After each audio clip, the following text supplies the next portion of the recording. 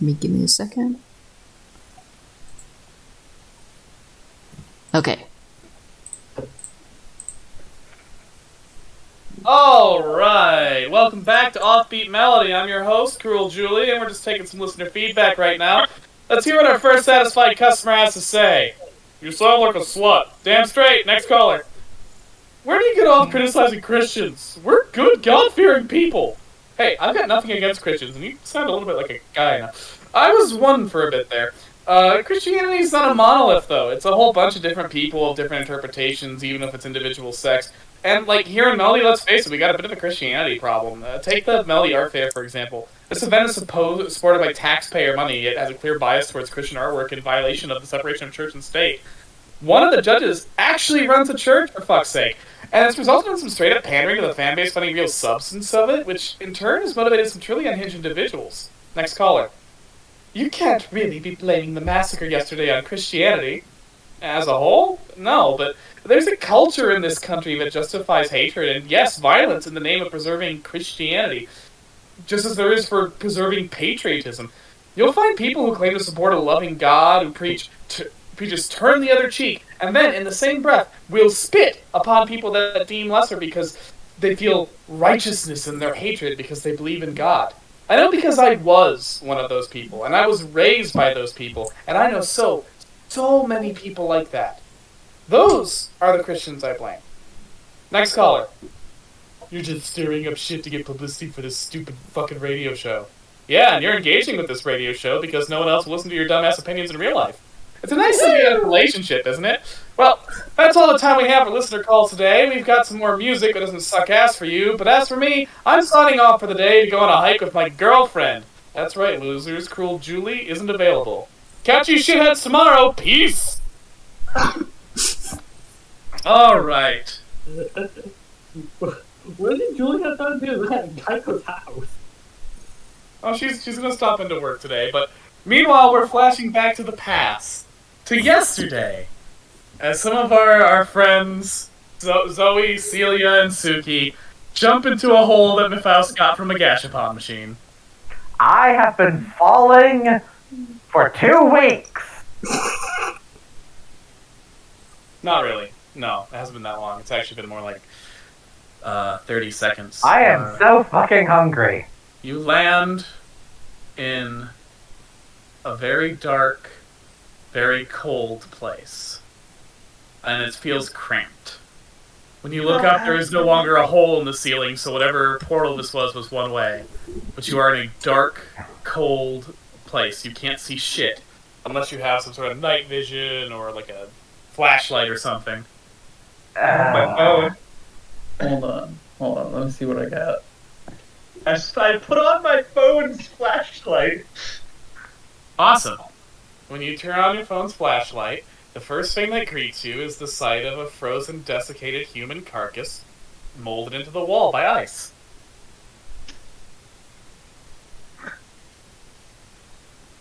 Do you shine around? Hold on a second. Celia unsheathes her sword and hopes that the light from it will shine something. It does. It lights everything up, and you see that you are, in fact, in a fairly narrow cave, and you're surrounded by these, all along the wall are these frozen, desiccated corpses. Just entombed in ice like Mr. Freeze went on a joyride. Eat this. So is this normal? No. Okay, Depends on what you mean by normal. Alright, you have 2 ways to go, in front or in back. Amelia, where did you take us? Well, offhand, I think we might have wound up in Alaska. How cold is it in here? It's really fucking cold. You feel like you're in a freezer. Which makes sense, because in a way, there's frozen food about. Oh, God, why did I pick today to buy this skimpy dress? I'm in a cozy sweatshirt. I don't know. So which way are you going? Back or TT? forwards? Which way are you going? Back or forwards? Forward.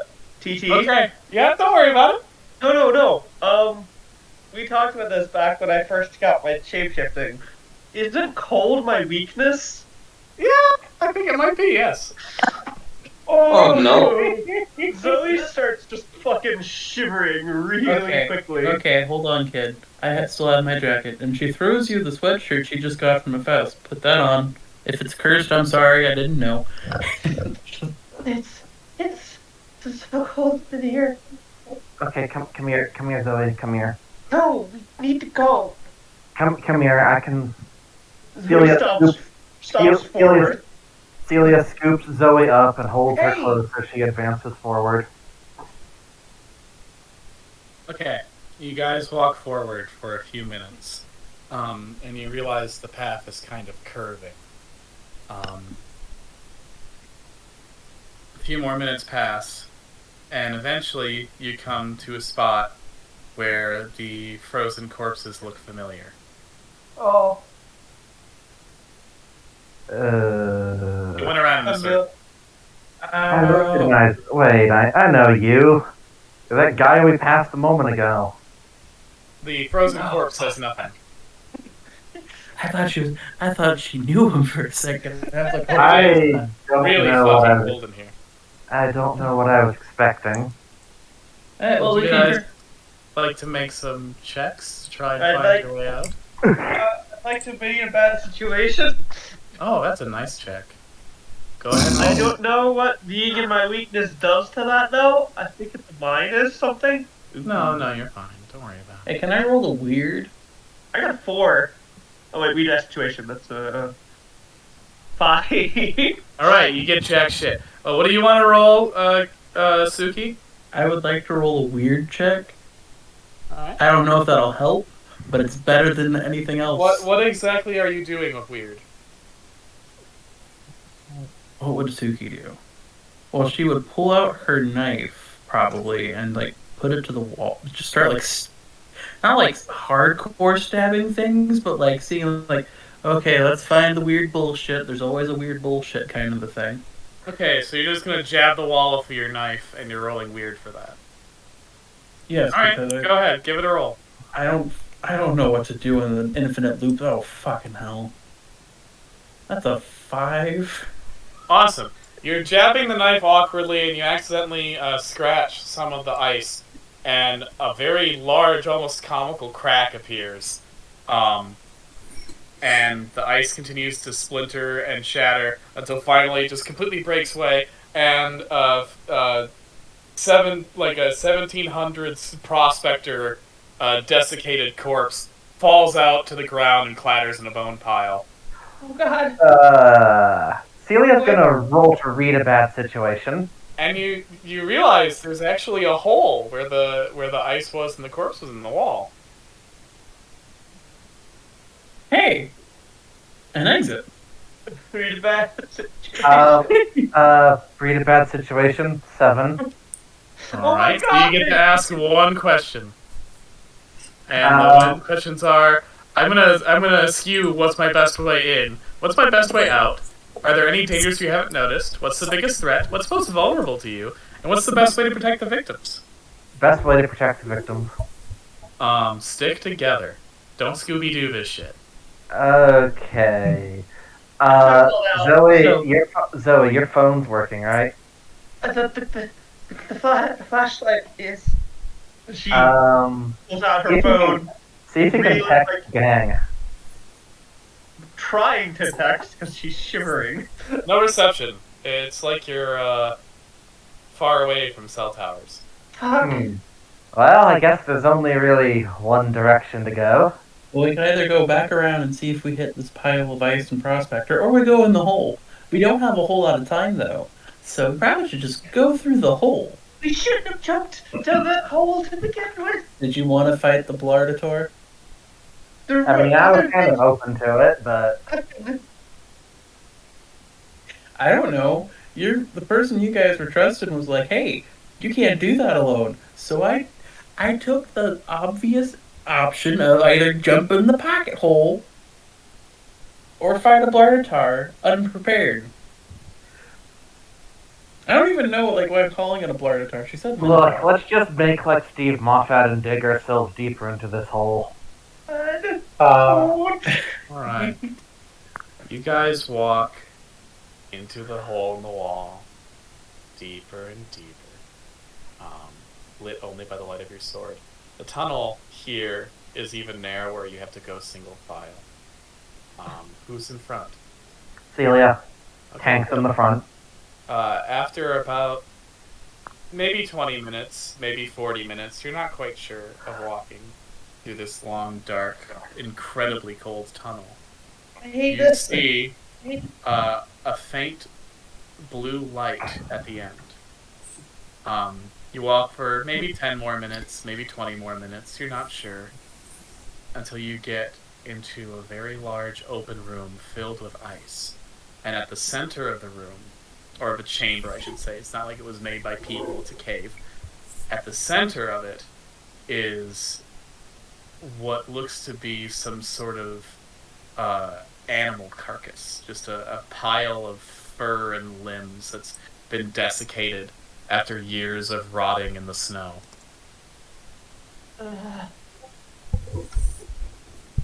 Well, that's fucked up.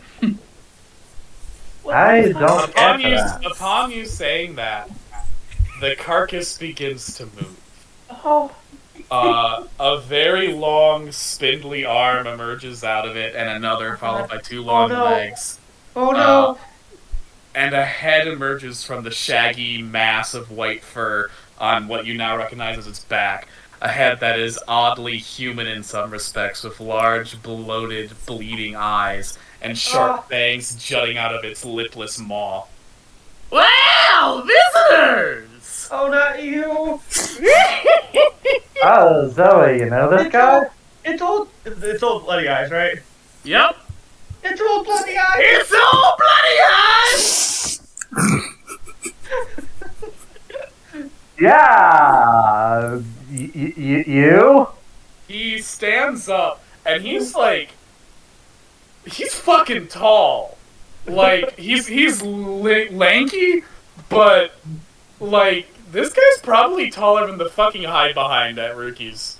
Damn it, all these Japanese names, I'm getting confused. At Kaiko's place. He stands up to look at you all, but he's not making any moves. So what brings you to my place? We jumped through a hole to get out of an awkward conversation. That doesn't make any damn sense! It would be if you had met the guy. Were you in my larder? You have a larder? What Maybe? do I call that place? I don't really eat anything from it. Come to look at it sometimes, though. Probably yes.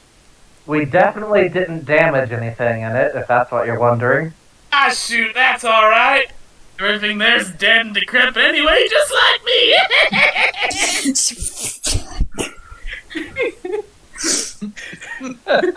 Sorry, I can't be more hospitable. I don't usually get visitors. People don't really think about me much when it's not my season. I remember the time. Oh, you! Yeah, I remember you. Didn't you have a cat? Or you were looking for a cat? Something like that? Yeah, the general. He didn't come to the ball with me, so. So, Fuck is a ball? so is there a way out? Oh yeah, shit. Okay, give me a second. Sorry, I'm not used to this. I normally only am active when it's, my season. Or a witching hour. Those are fun. No one expects me during those. Okay. It's the start of a maze. You're not really supposed to get in here, so, Ah, shit. I'm gonna have to show you. Alright. Okay, follow me. And Celia follows. Wendigo, he's oddly hospitable. And you follow this Yeah. 20-foot tall, gaunt bleeding-eyed monster No. through like an icy, like winding number of tunnels. So seriously, what brings you all here? We were trapped in a store with a, what? Nothing, carry on. We were trapped in a store with a really, really pushy Canadian man, and the house gave us the only other way out. Canadians! They taste real good! Wait, the Faust is still kicking? That's what I hear. Who? The Faust is still kicking? Oh yeah, she's doing Well, why fine. would she not? I don't know. Most people die eventually.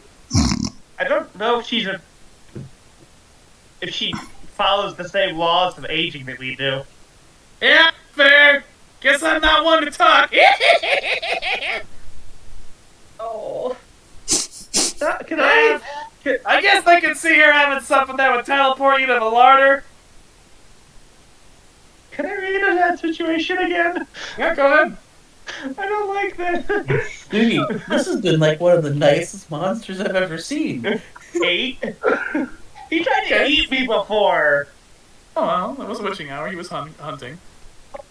Okay, 8. You get to ask one of the following questions. What's my best way in? What's my best way out? Are there any dangers you haven't noticed? What's the biggest threat? What's most vulnerable to me? What's the best way to protect the victims? Any dangers I haven't noticed? No. You obviously have noticed Old Bloody Eyes. Alright. And this is solely his domain. You're in his house. He's the kind of monster where others don't fuck with him. Yeah. I don't like this. You have a lovely home, Mr. Bloody Eyes. Oh, you like it? Yeah. Yeah. It's pretty good. I feel it fits the theme. That it does. Do you like the larder? And he looks at you with a really manic grin on his face. I like the. I appreciated the variety. It's filled with people! Dead people! I like the way everything's made out of ice, but it's a little dimly lit. Have you ever considered any paper lanterns to really nail that scene? You know, I gotta be honest with you, I don't really like light that much. I have very sensitive eyes. Yeah. I see best in the dark. Especially when the winds are howling and there's at least a foot of snow on the ground to muffle the footsteps. Everyone's cold and they're focusing on how it's biting at their skin. They don't even notice I'm sneaking up on them till I've peeled off their skin and got at their sticky red parts. Oh, I can't wait till winter. Suki is just straight face nodding at this. Zoe's not. She's like crunched in on herself. I mean, you know, kid. I almost ate you once. Yeah, Wait, I what? remember. I remember. I have memories about it. She came into the snowy part of the woods. I was having a fight with that fucking lumberjack, and he was there, and I was like, "Oh, I might eat a little niblet. You know, maybe it'll power me up." Power you? Why would eating me power you up? There was a cat involved, I think. And after a point, I got sort of sidetracked. I don't know. I have trouble keeping my attention on things. Wait. Why would eating me power you up? I'm a spirit of hunger, famine, and winter. Destroying the youth gives me great energy. Great. That's good to know. Thanks. I also feel about lumberjacks. I came into town and a giant metal lumberjack tried to eat me. Oh, that one's a false idol. It's not the real deal. It's just a shallow imitation. Thinks it's all high and mighty because it's so big. I could cut his eyes out.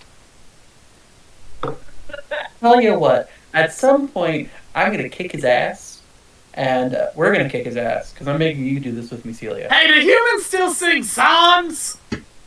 All the Yes. time. I miss those. How You much still get further- drunk? Oh, all the time. I'm drunk They've right got now. they've got an incredible. What? What? Celia, what? I'm drunk right now. You are? Isn't it like, 10 a.m. yeah, I don't think it's night. I don't think it's drinking time, kid. Did that change? Well, the mall gave me a real panic attack, and I needed something to take the edge off. What? Where did you get alcohol? That sounds like that's a bad habit. You should talk to someone. I have a hip flask, Zoe. What? No, seriously, I knew a prospector who did stuff like that, and he ended up dying in a mine shaft. Well, really, he died because I picked off his skin, but, he got crushed in the mine shaft because he was drunk. Well, I don't do a lot of mining while being drunk at the same time. Yeah, but you're probably doing something. I mean, look at you. You got metal legs. That can't have been, like, a choice. No, he just whimpers. That's the lumberjack's fault. Yeah. I've had my limbs cut off by lumberjacks, too. Always growing back, though. One of the Yeah, perks I'm of the not job. I'm not so lucky. Ah, shit. I always forget. Is it the fourth tunnel or is it in this section? Ah, fuck. How much further? Shit. I don't know. Normally I'm, like, running here at full speed, laughing a bunch. Yeah, I'm not used to doing it in a way that shows someone the exit. And I'm gonna have to reorganize this shit once you're gone, so that's a pain in the ass, but... Hey, how often do I get company? I'll tell you never! No one wants to see old bloody eyes.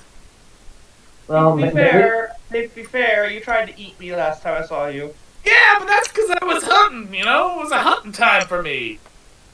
It's nothing personal, kid. You wanted to peel the skin from my bones. It's what I do! I'm a spirit of famine and winter.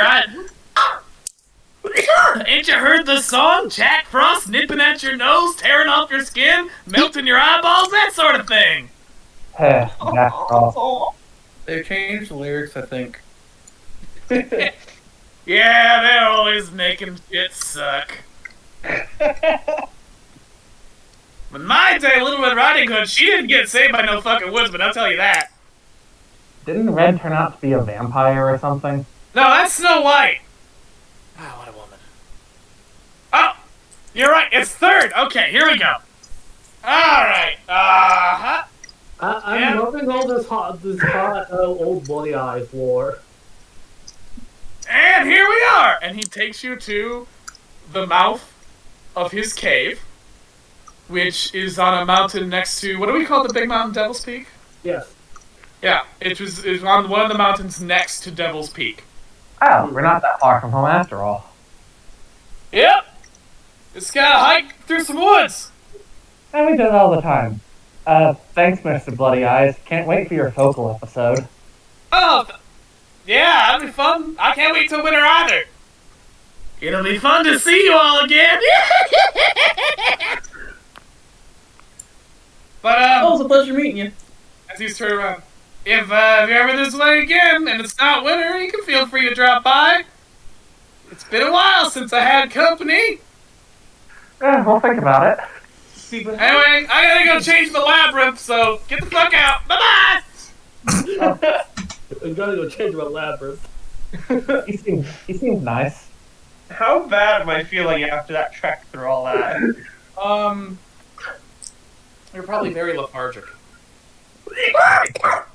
Fucking sinus infection, Jesus Christ. No. Sorry, DC. It's alright. You doing okay, Zoe?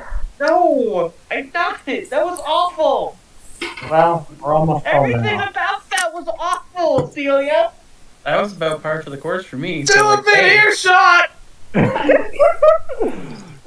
She's sensitive to cold. Bad week, bloody eyes! Alright, that's fair. Hope you feel better. So he turns away from the cave and kind of walks towards where, like, a rockling just sits down. Hold on a second. Celia attempts to text Drake. Oddly enough, the line is dead. You get no response. Huh.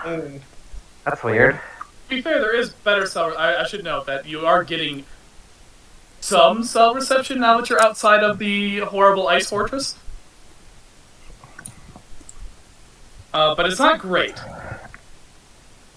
It's not great. Shoot. What was Grandel's number again? Who's Grandel? Randall doesn't have a number. Oh yeah. Who's Grandel? Oh, is that the gargoyle person you were telling me about, Celia? Yeah, that's him.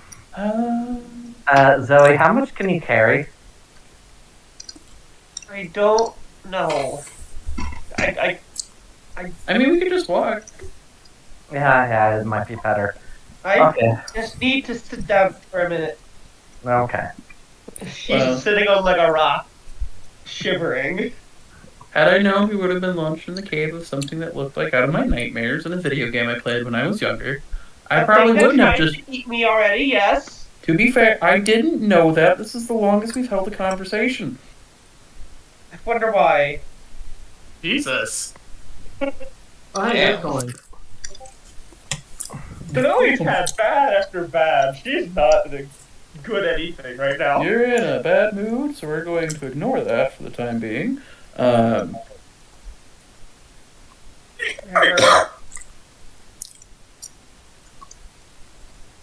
Let's see. So, is that the mountain we're supposed to be hiking, pointing towards the Devil's Peak? Is that the one we're hiking tomorrow? No. No, you're the one you're supposed to be hiking towards tomorrow is in the woods. You are, if you have the Melody map out, you are on one of these smaller mountains by L1. So it is going to be a substantial hike to get back to town. Down a mountain. Give me some time, and I might be able to make it easier. I just need to warm up. Celia plops down next to Zoe and puts an arm around her. Zoe's kind of stiff. Oh, yeah, that... Okay, let's give it a bit. Huddle for warmth will go faster. You all feel a sort of biting cold wind at the back of your necks. God damn it! Do you turn around? Yeah. Yeah. Old Bloody Eyes is standing at the mouth of his cave, holding in his talons some backpacks.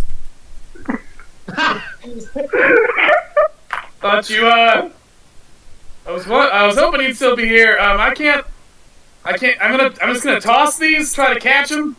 Gotcha. Okay? Okay. Alright. And he tosses you, 3 backpacks filled with mountain climbing supplies. Thank you. I don't really need them. They're kind of cluttering up the pantry, so, you know. Hey, I appreciate it. Alright, peace! Peace. Have fun fixing your maze. Thank you. See, like, I like that guy, I think. What? I mean, okay, so on one hand, he did try to eat you while you were hunting, while he was hunting. But, like, that's no different than if you're in a wolf's territory, and, like, a wolf's gonna be chill when he's not in hunting mode, but if you're in a territory with a wolf, and he's hunting, it might be a target. That's a risk to take. On the one hand, I see your point. On the other hand, I wound up in the middle of the woods in a Witch Melody when I was just going about my day, and he just showed up and tried to eat me. Why were you in the woods? I wasn't. The witching hour started, and I was suddenly there. We all have a lot of... live at the edge of the woods. We don't need to worry about who tried to eat who right now. We just need to, worry about taking care of ourselves and getting back home. Me. I mean, if you tried to prejudice on the other foot. I mean, like, literally this guy tried to murder her. She's not okay with that. I mean, it's not because he's a monster. It's because he tried to kill her. fucking mouth just flew in your glass. That's just Nora trying to distract you there, Sarah. Don't worry about it. I mean, that's fair, but like, because trust me, I get it. I take I hunt monsters. I get that, but like maybe Celia's right. Maybe I've been taking this like the whole I need to have vengeance thing a little too seriously sometimes. The world is a lot easier when you don't take it so seriously. Yeah. Yeah, it was really nice of him to give us the backpack too. He didn't have to help us. Give him another chance, Zoe. You don't have to do anything you don't want to do, Zoe. Look, he was super nice. It went way better than I expected. But I still have nightmares about that. Yeah, those will haunt you for the rest of your life. Yeah, I know! Now they're gonna get really weird. Like he'll be chasing you, and halfway through he's giving you a lunchbox. Oh god, it's gonna be so awkward now, isn't it? We have to fight him. It's gonna be so weird. Yeah. Yep. I guess we did technically get what we went out for. He did, and then some. I got this. So he pulls out a charm. This will be helpful. Okay. I When got you saw her get the charm. Ooh, what is that? shiny. It's an anti-Jesus charm. Oh, yeah, that's probably That a would good have been thing to have useful. right now. That's not a bad thing to have. Looks up the bullet holes in her jacket. It's not a bad thing to have at all. She sticks it back under her shirt. I got a sweatshirt. I got a new dress. I'm back. I got the charm. And also this Giganox thing.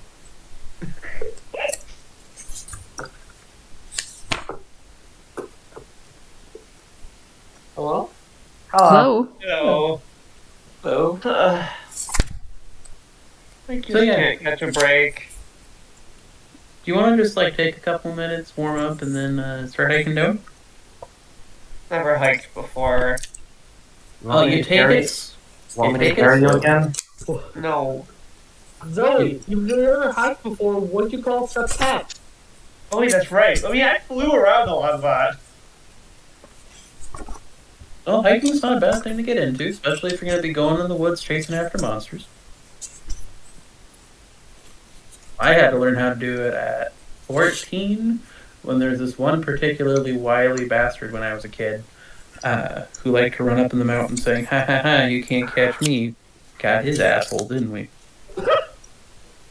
Did you kill him? I don't know, do you kill every monster you meet? No. We've only killed in very select circumstances. Okay, there you go. The There's only your answer. monsters I've ever killed have been the Gourmand, the The fuck's a Mask, gourmand? the Mask. I helped with Injured Coal. There was that sapient gingerbread man who tried to harass my dog. What? To be fair, I'm 100% in the boat that your dog would have taken care of that gingerbread man by itself. And the problem is he kept coming when she was asleep. Also valid. What about that? You were telling me when you first got in, there was a Bigfoot versus Bigfoot war. Whatever happened to that other Bigfoot? Oh yeah, we killed him too. Then we killed the stone giants. Hey, you guys have been going through a good chunk of them. Nice. Wow, I have a lot of blood on my hands. I have a lot of blood been- on my hands, don't I? All ones that have been actively hostile and trying to hurt and kill other things. Oh, and Wood Jesus, I killed the fuck out of him. I mean, Does that count though? that one. I mean, Gun Jesus shot me, so yes. But yeah, sounds like you guys have gotten some good action in. That's a little bit of a... She stops for a second and blinks.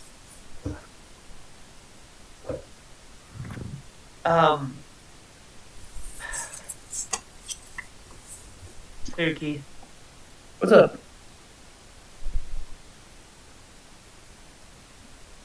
You make me uncomfortable. I get it. I'm a new And person I in your think- social group. No, it's not it.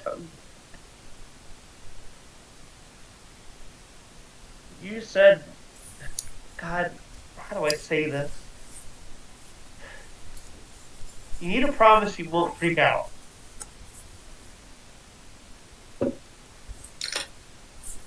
Delia, I promise I won't freak out. What? Oh, you usually promise to somebody, and I wasn't sure if you trust me if I said it to your face.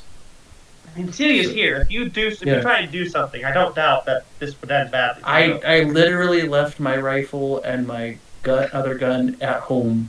I only have the cursed fuck knife, and this knife has killed more regular humans than anything else. I have an AK-47.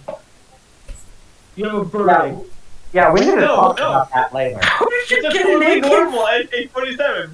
That has been TT established. That was a totally Yeah. normal AK-47. Yeah, they pulled out a wholly normal AK-47 out of a bird way too small to hide that behind itself. Yeah. Why do you have an AK-47? A You're bird gives me- 17. Don't accept bird- things from birds. They'll want payment Okay, back. okay. Listen, I'm trying to talk to you. We'll talk about that later.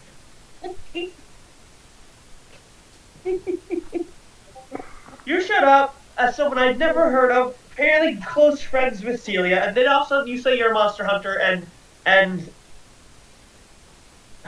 I mean, to be fair, the only reason I introduced myself as a monster hunter is because as I drove into town, I was chased by a giant metal man that looked like a lumberjack, was dragged into a shop after being driven off the road by a dude with magic healing hands, a frog lady, a lady who was half on fire, and Isaac who's covered in dusty ass as he always is.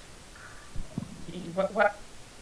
You're mean to Isaac. Yes, I'm mean to Isaac, but it's nice. We're friends, I think. I don't know. It's weird. Isaac's watched me murder too many people for me not to call him a friend because he hasn't called the cops on me yet. I need We'll go into that later. At some point. But you have a thing you want to do, yes. Let's get to your point.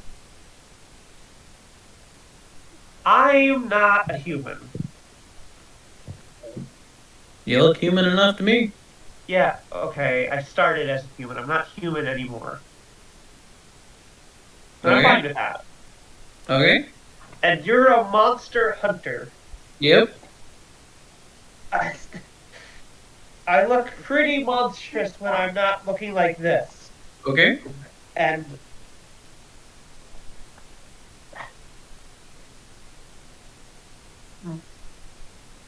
you talk about killing monsters and Yep. I can understand why you'd be stressed out about that, but are you eating people? No, Are you causing mayhem? I mean no more than what we all have been doing. Fair enough. Celia, are you in a bad situation? Oh, hey, you keep talking. Okay, have you ever caused general mayhem? No, Do you actively try to bring an ancient god or something from beyond the veil into the realms? no, Then you're I good. just want to live. I don't care. I'm not. What do you? I'm not gonna just murder you for fuck's sake. I don't know who you are. You just showed up in the midst of me having an absolutely fucking terrible week. That's Everything fair. that has been happening has been going wrong.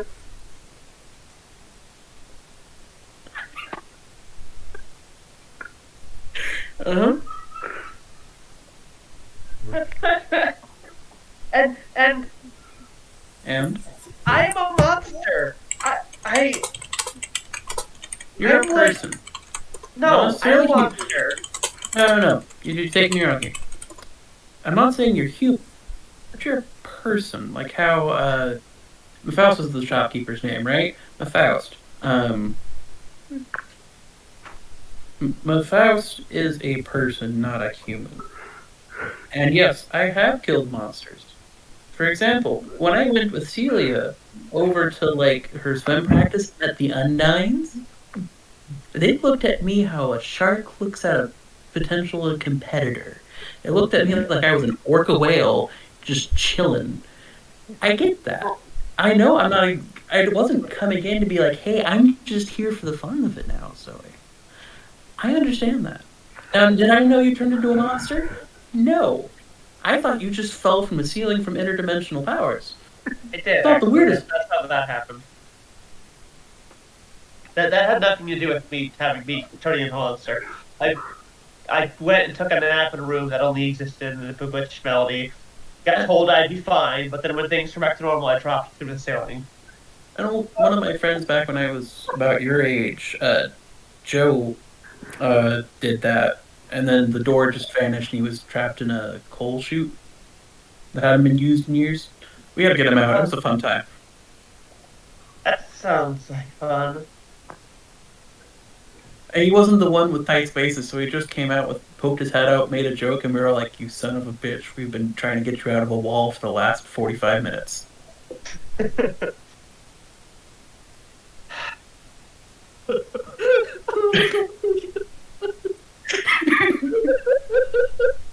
Look, I know I'm new, and we haven't had a whole lot of time in the last, looks at her phone, 26 hours?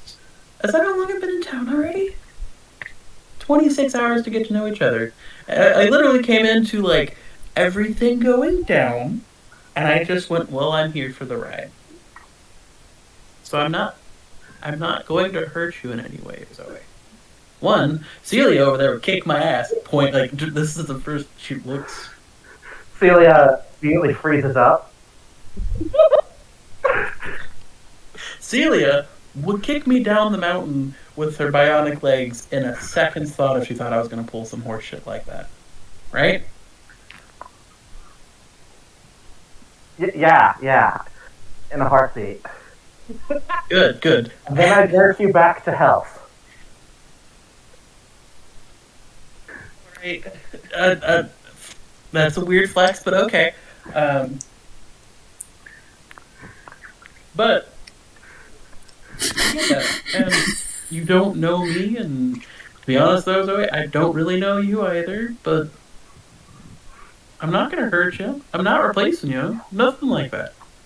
I'm just You're here. not replacing me. You and I are extremely different. We don't even fill the same niche. That's not niche. I mean, we don't even do close to the same thing. I wasn't talking about group dynamics. I thought this was one of those situations where you thought that maybe because I was hanging out with Celia so much that you were getting overly competitive and thinking I was taking Celia away from you. No, I may have misread that. No. I'm afraid of you. Not afraid of you taking my place. I'm afraid of you skinning me and hanging my skin like a coat. What kind of fucking animal do you take me for? I don't know! I literally never met you and you showed up talking about killing monsters. Well, okay, that's because the one time I had a dude I ran with, his name was Phil. We did a couple of hunts, investigations together.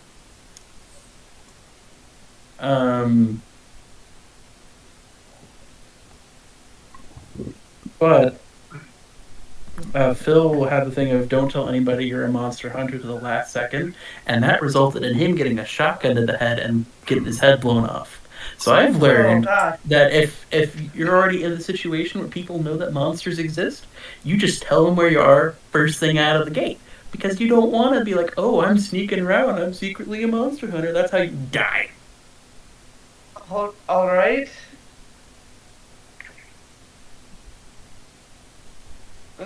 So, having introduced myself to everybody else that way, I was just like, well, I need to introduce myself to you like that. And then I stabbed a gun Jesus in the leg. It's been a weird fucking... It's welcome to Melody. I've had everything going wrong for the past several days. I'm sorry to hear that. After this, once we get back down, I'll buy a milkshake or something to make up for it, okay? Alright. Suki's milkshake brings about boys to the yard. Well, the girls in this case. I'm sorry, Suki. Oh, it's not your. It's not your fault. And like this is like she's like halfway like she wants to kind of give you a hug, but is also like keeping space because she's not quite great at judging these sort of things. Zoe's kind of like not sure if she wants a hug or not. Yeah, so She's still kind of curled So up she- in the sweatshirt because she's still kind of cold. She just kind of comes up and gently does like the pat on the shoulder.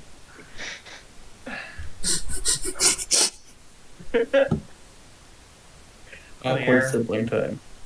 Come here. And she puts out an arm for the side hug. Side hug unwatched. Ah, yes, a Christian side hug. Ain't no Jesus in this household. Yay. So, Suki. Da-na-na-na-na-na-na-na. Dun, dun, dun, dun, dun, dun, dun, dun, dun. We have a hike. Then we've Yep. got another hike tomorrow. Yep. 2 days from now, we're gonna be sore as shit. Yeah, I have an alternative. Okay. For today, at least.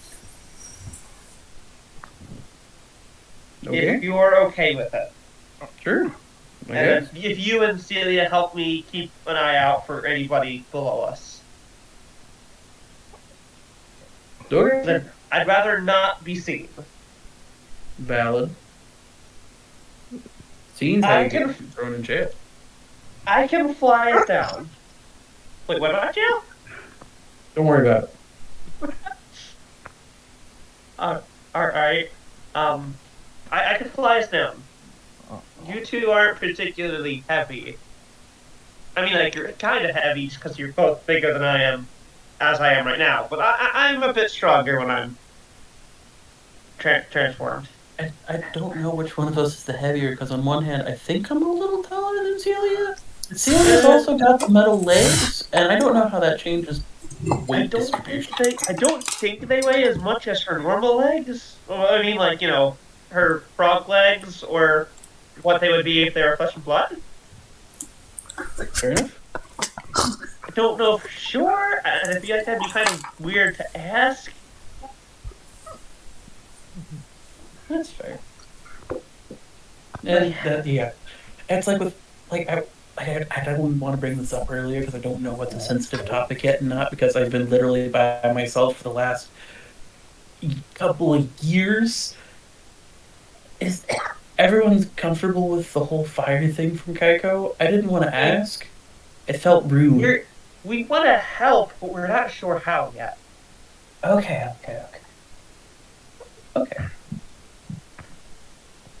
The fire is a bit of a thing that's not my place to tell all the details about it. That's very kind of valid. I just no. wanted to make sure that was not just me. We want to help her, but just not sure how yet. Gotcha. Okay. I'm sorry, Sydney. Thanks for being understanding. Well, yeah, I was in your situation when I was your age. I get it. Can you transform? Not quite, no. Alright. I just have this, and she just casually pulls out the knife that just starts screaming, like oozing gases and green light. Ugh. Yeah. A little, a bit of an unnerving knife, but I can't judge you. I've been doing enough of that.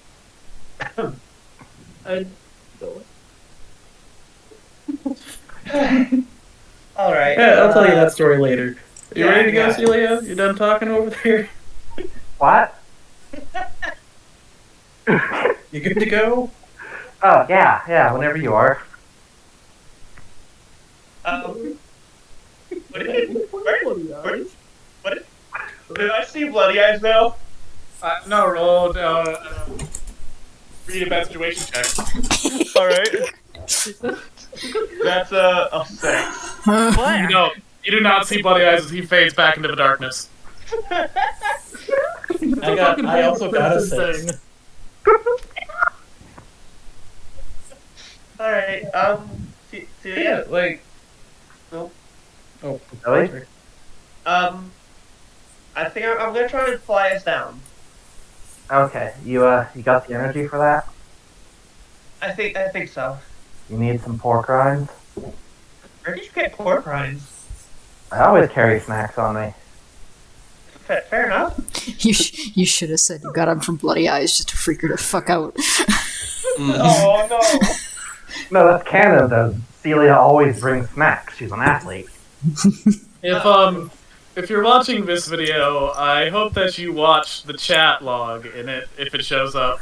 If it doesn't, you missed a very fun conversation. If it does, and you didn't pay attention to it, you might want to rewind and go back and look closely at it. No, I was recording it. Nothing necessary, just something fun. Yeah, it adds to it. Well, I asked for you two's help keeping an eye down below or around us so I don't get seen, but we've got a whole other hike tomorrow, and I don't know if I could do this 2 days in a row. Ah, good point, good point. Okay. Just stand back a little, Suki. I've got a bit of a wingspan.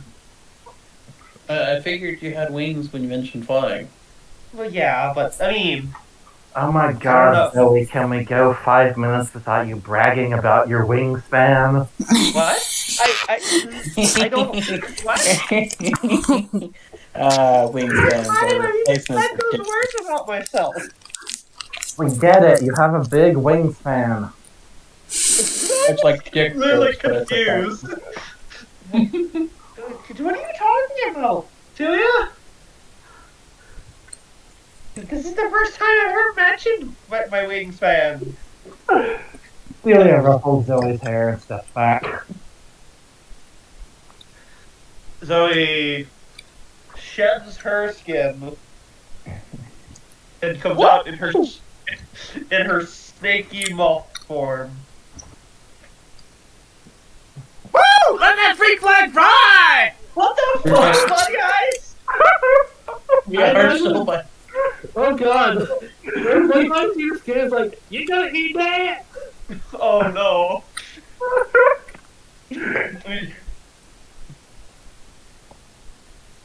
God damn it! Alright, let's go. Oh no, you can't have my skin. I mean, if you don't need it. No, I need it. Alright. You can't reach it anyway. Alright, have fun, take care! Thanks, buddy guys. Pleasure meeting you, Mr. Bloody Eyes. See you when the snow falls! I hopefully not. I hope I see you in a more amiable mood. This is about as amiable as it gets! Yeah, I know. That's why I don't. Anyway, she. Okay, which of these two is lighter? Huh? Which of you two are lighter? I imagine Suki. Just because I'm pretty sure those prosthetic legs are gonna be heavy. But I'm not sure. No, Yeah, prosthetic legs aren't that heavy. Yeah. No, I bet no. they're lighter than actual legs. Alright, then it's a lot of meat legs. Yeah, Okay. She coils around Suki because her tail is stronger than her arms. Ah, yes. Repressed memories. And uses her forearms to grab onto Delia. And she gently lifts off and asks for their help to keep an eye out for anybody and heads down the mountain. As you fly away, Bloody Eyes peers out of his cave one more time and wipes some blood out of his eye socket. What nice kids! Meanwhile, Hal, Yes. your mother has just shown you the secret room in the basement. And you see what is essentially like one part like 1980s style robotics laboratory, and one part like Museum of the Strange, a la what Orin has. In the corner of the room, there's this large sphere-bodied bipedal robot-looking thing that's roughly the size of a Volkswagen. There are like at least 5 different pairs of strange high-tech looking gauntlets, like what the Power Glove wants to be. There's a couple of arcade cabinets, one of which has been gutted and stripped of all of its casing, and the other of which hums and has a red glow from its screen instead of the usual blue glow. Okay.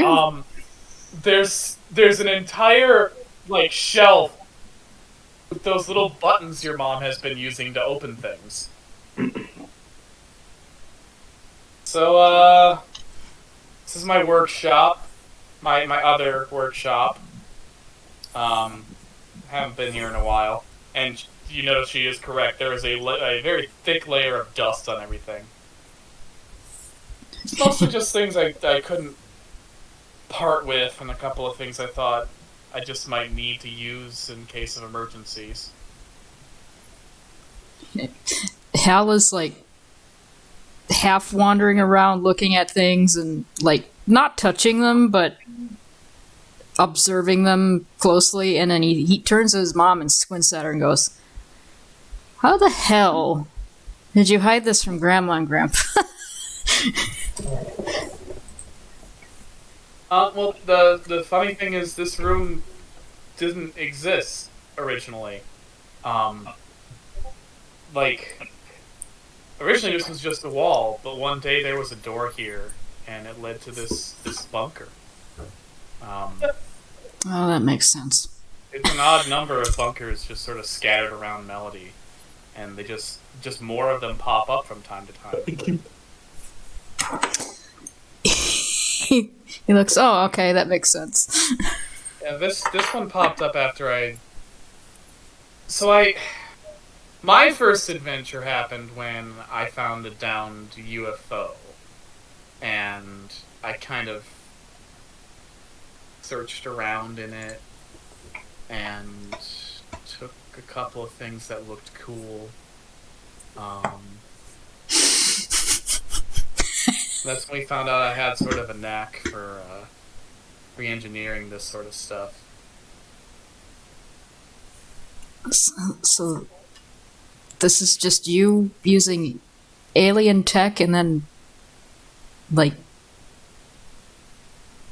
Well, not all of it's alien. The broken machine over here, and she points to the one that's deconstructed, that was touched by our mutual enemy. And she actually pulls out one of the casing pieces, and you see it is a Sonic video game cabinet. oh my fucking god. Okay, and how about that one? Haunted. Oh, hello. He waves at the cabinet and just... A giant digital, 64-bit eye opens on the screen, and you hear a little chip tune going do do do do do do do do do do do do do do do do. Well, Is that like a code? no, it's just its theme song. Oh, We're not playing you. I'm guessing that would be dangerous. Yeah. Yeah. I sort of took over for the tech game. Originally it was Henry's job, but I just had a better knack for it. He was always kind of humiliated that, the kid in the group was the better tech whiz, but I mean, what you gonna do? A Miracle Mary. Hal just kind of goes, yeah, that makes sense. So, what exactly does this stuff do? I'm not Well- very good with this kind of thing. Well, the others were always kind of, on my case about being young and vulnerable, and I didn't take to that. I should have, but I didn't. So I made stuff to show that I could be tough. So, I made different gauntlets to fight with, and when that wasn't enough, I made armor that I don't have anymore. And a helmet and a jetpack. All those got totaled during different things. And then finally I built this. And she points to the big spherical robot. Full-on mech suit. Like a Gundam. Even has rocket fists. I only took it out once, and I didn't really use it much. But I still think it would have kept me really safe if I'd gotten there sooner. Oh boy, Hal wants to. So my point is, if you're going to do this, then I want you to be safe. So here's a start. This is all the stuff I kept from when I was younger. All the things that you can use to help. You've got these. She grabs one of her little, portable buttons. You put this on an automobile and it'll spring to a certain level of life and help you out of jams. It could probably work on like boats and other things too. I just never got to try it. We got all these different gauntlets. This one's for fighting ghosts. That one we used during our scuffle with the Kaleidoscope Men. That one just shoots lightning. She mentions Kaleidoscope Man, and he just kind of goes. Like he sucks in a breath through his teeth, like, And if you guys need something, if I'm here, I can help you craft it. And if I'm not, she fumbles around and she eventually finds, like a book. I wrote down all of my notes, and I then rewrote them into this when I was older, so they were less spelling mistakes. And maybe this can help you figure out whatever you need to make. He looks at her and goes, Thanks, Mom. I know you don't want me to do this, and I very much understand why Septet was dangerous, and whatever's happening now is world ending. She puts her hands on your shoulders and she looks at you just like, they were never able to stop me from coming along. So I can't honestly expect to be able to stop you from doing the same. You're my kid. Yeah, I didn't really want to put it that way, but no. As long as my friends are doing this, I'm gonna keep following them. So, I'm gonna do cool parent rules. If you're gonna do it, you're gonna do it safe. Alright? Promise me you'll use things, and promise me you'll do your best to be safe. I'll use these things, and I'll read your notes, and I'll do my best. She hugs you and she holds you close. She's like, "Love you, pal." Now I've gotta go work on my wood sculpture. You go fight Sanyik, I guess. I guess. Or we finished him off last time. Alright. I love you too, Mom. She walks around Chuck as she heads upstairs out of the basement. Chuck is still working diligently on his machine. Hal is just gonna stand there and stare at all the shit on the walls and go, I guess I better read this book. The eyeball turns up back on the video game cabinet.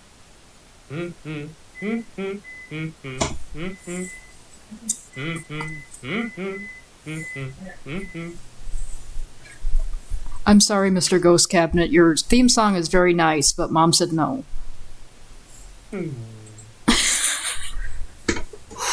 Mom said no. Mom said no. It looks dejected. if I figure out a way to play you without you sucking out my, I don't know, my soul or something, I will.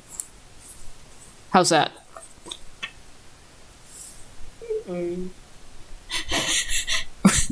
Was that basically just a flip-flop hand gesture? Yeah.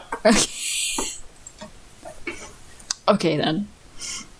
And he's gonna spend, like, half of the night probably studying the shit in the room and reading the book. Yep. Trying to figure out exactly Periodically throughout your work, you'll feel a presence behind you and see monosyllabic Chuck offering you a Slurpee before going back to work on his machine. He'll say thank you every time. Alright, so that's how Hal spent the night. Mom just handed me a bunch of shit there. Did we cover Isaac as well? No. I can't remember where we left off with Isaac. Let me see if I have it in my notes. I hope I do. Oh, fuck a duck, I don't. God damn it.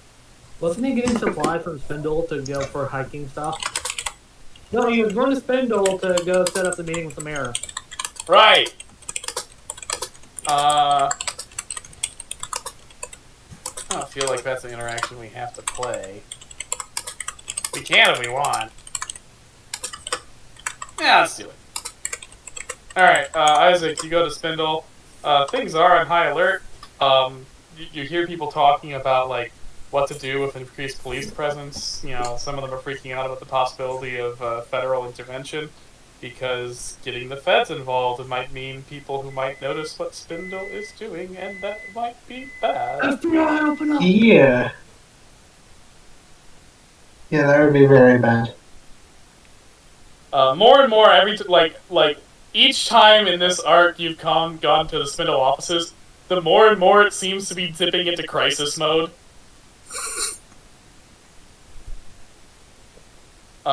You get to Wen's office and you find him asleep in his chair. Like, clear bags under his eyes, slight scruff from not having shaved, a little bit of drool coming out of his mouth, and, like, you know, just, like, head back like he fell asleep in the chair. Not like he took a nap, like he just passed out. Yeah, he's probably been running without sleep. He seems like he wasn't. Oh shit, I don't know if I'll have this opportunity again. So first things first, I've been meaning to ask this, does Win show up weird with the site? I'm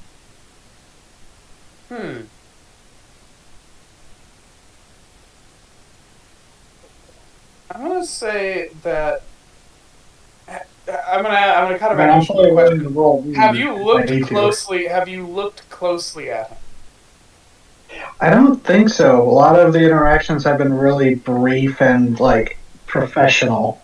Okay, so like, if you're not purposely looking at him, no. Like, you're not purposely recognizing his appearance. Yeah, I guess I'd like to, now that he's asleep and maybe whatever guards he had is down, see what's up with the boss. Okay, so you look closely at Wen. Yes. At first he appears normal, but slowly you start to notice things, and slowly you realize there is a gash along his forehead, and from the gash you slowly notice frayed threads, threads that have been cut, and now are beginning to unravel.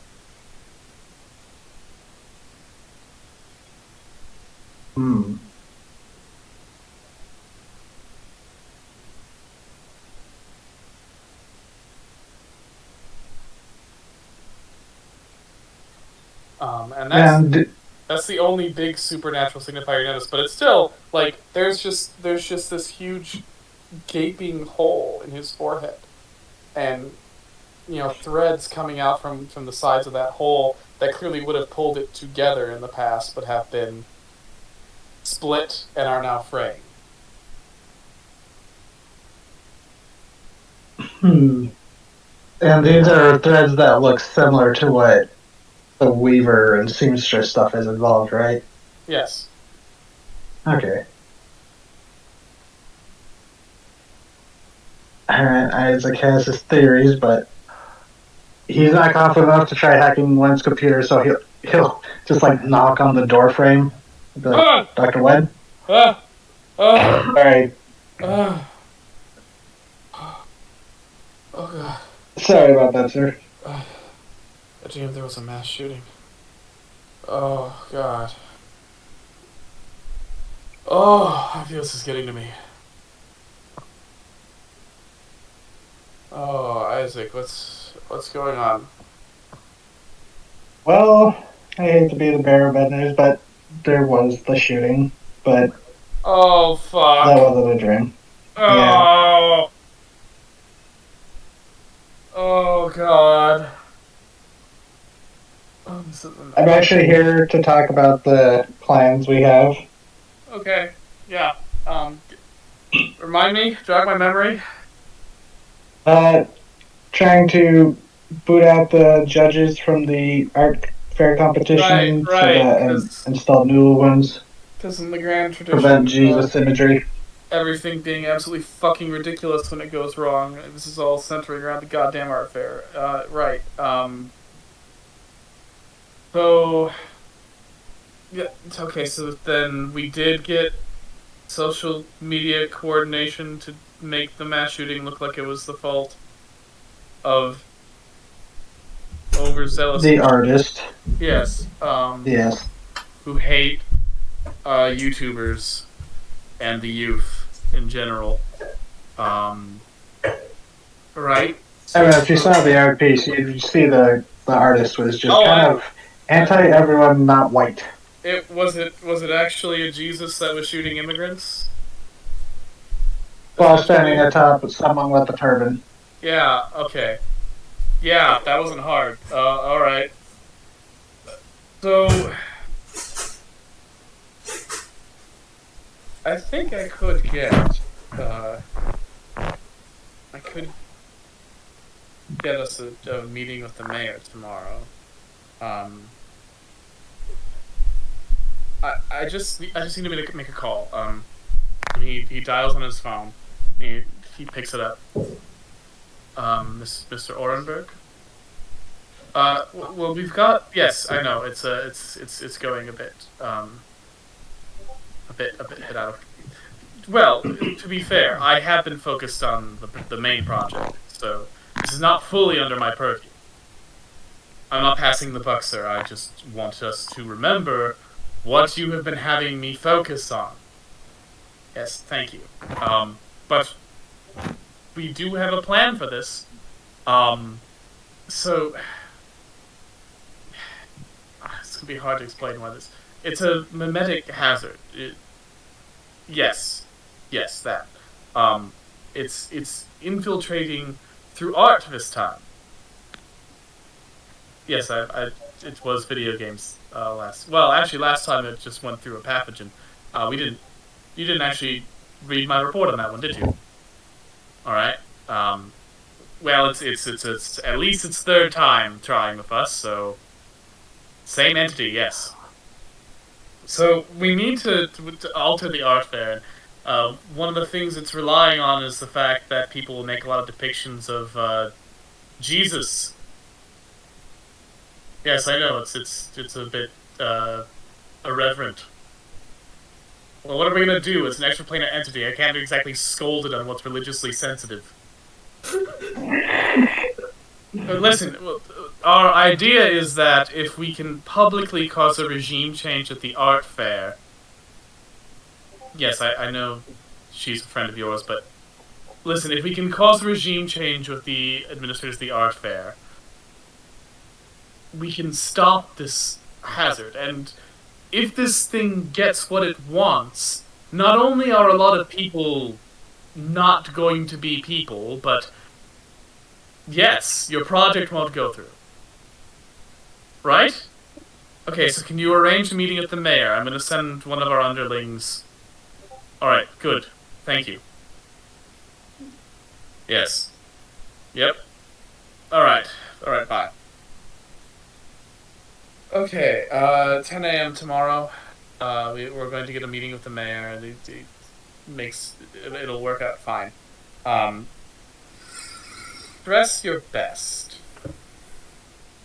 Because, Isaac kind of looks down at himself. It's like, do you have a better outfit? I do. It's just, I might have to unpack it. Mr. Orenberg he's going to have to make this call personally, and he wants to make sure that, the person I send is the representative of what Spindle aspires to be.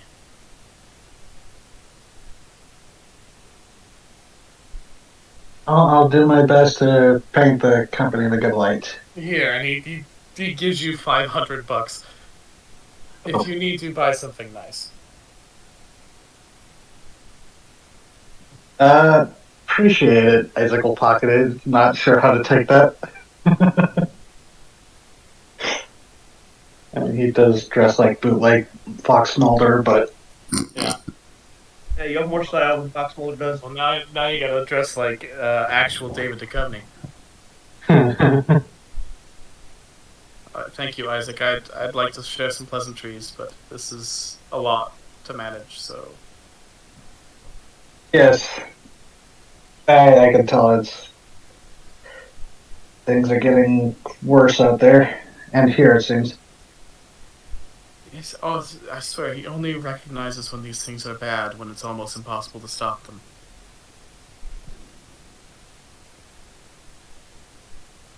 He's not going to be at the meeting, will he? Or is he just... No, Mr. Orenberg is, as usual, busy with other things. I've never even met him yet. He's got a personality. Isaac kind of chuckles at that, and he goes, well, he does run, he gestures vaguely at the building around him. This. Yes, he does. Sorry, I have to get to work. Yes, of course. Don't let me waste your time. Or take your time. And do let yourself rest a bit, And there's time. And there's time.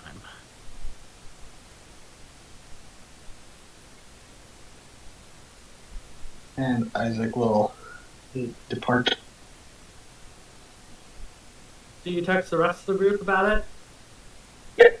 Yeah, he'll text the group saying, got a meeting with the mayor tomorrow, 10 a.m. And then, there's like a pause, and he goes, I have to buy a suit. Is it just Kaika's going to respond? Is it just you, or do you want other representatives? Carly would probably be a good person to have, at least on hand. Maybe. Well, no, she hates Orin, right? Well, my idea is to create a group of concerned citizens, quote unquote, about recent perceptions of Melody. So we have Spindle. I might be able to set something up with that, but it's specifically, I'm a representative of Spindle at this meeting. Because theoretically, we can have a representative of the radio station, the Wax Museum, and maybe others if need be.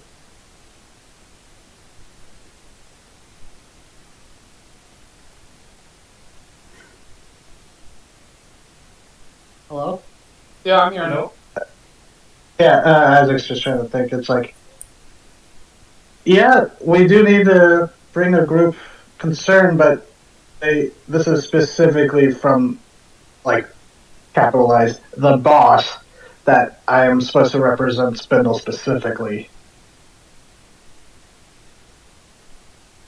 But having, a letter signed from everyone, or even having them ready to come in to talk, that would be good. I think I have to do the initial meeting as well. is what the stipulation was.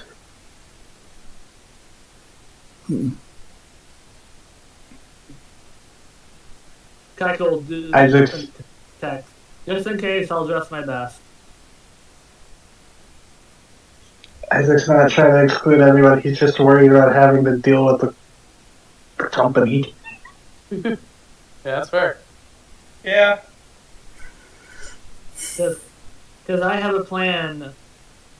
I can, in regards to how to deal with the mayor, given how I'm aware of his previous interactions with Oren. I feel like you could, like, we could probably do, like, Kaiko and Isaac. With Kaiko being a concerned citizen that Spindle has reached out to, and together you guys can pitch a new art fair commission, judging committee. And Keiko could be like the representative of the community. Of Black Museum, so yeah. What was that, Sarah?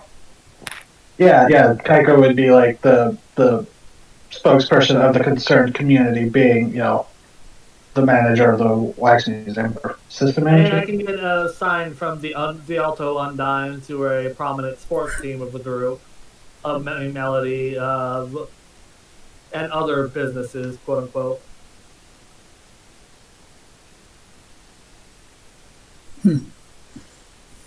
Including, say, Macarla, Miss Hazatall, i.e. Julie Hazatall. Alright. Excellent. Seems like we're ready to end this day and start the next.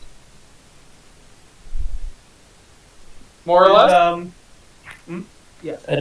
That's got to be on record one of the longest days we've had. 3 sessions worth of a single day. Yeah, that's crazy.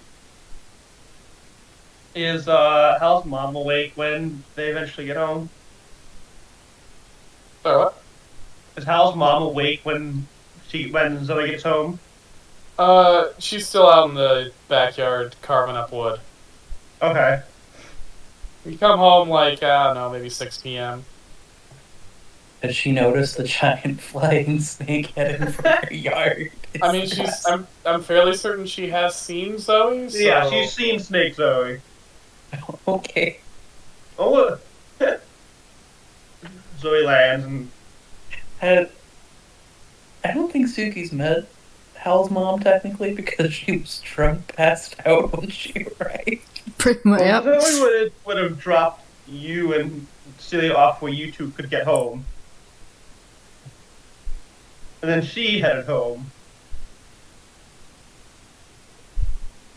Because, she had a nice talk with Suki. Kinda needs to talk to Hal's mom. Alright. Well, Hal's mom is out in the backyard, carving up a big piece of wood. Zoe looks at her from the front yard, kinda nervous. Looks around for Hal. He's probably not there. You don't see Hal, but you do see, like, 70 feet away in a tree, Ivora. Oh, Ivora Hi. or Mothman? Mothman.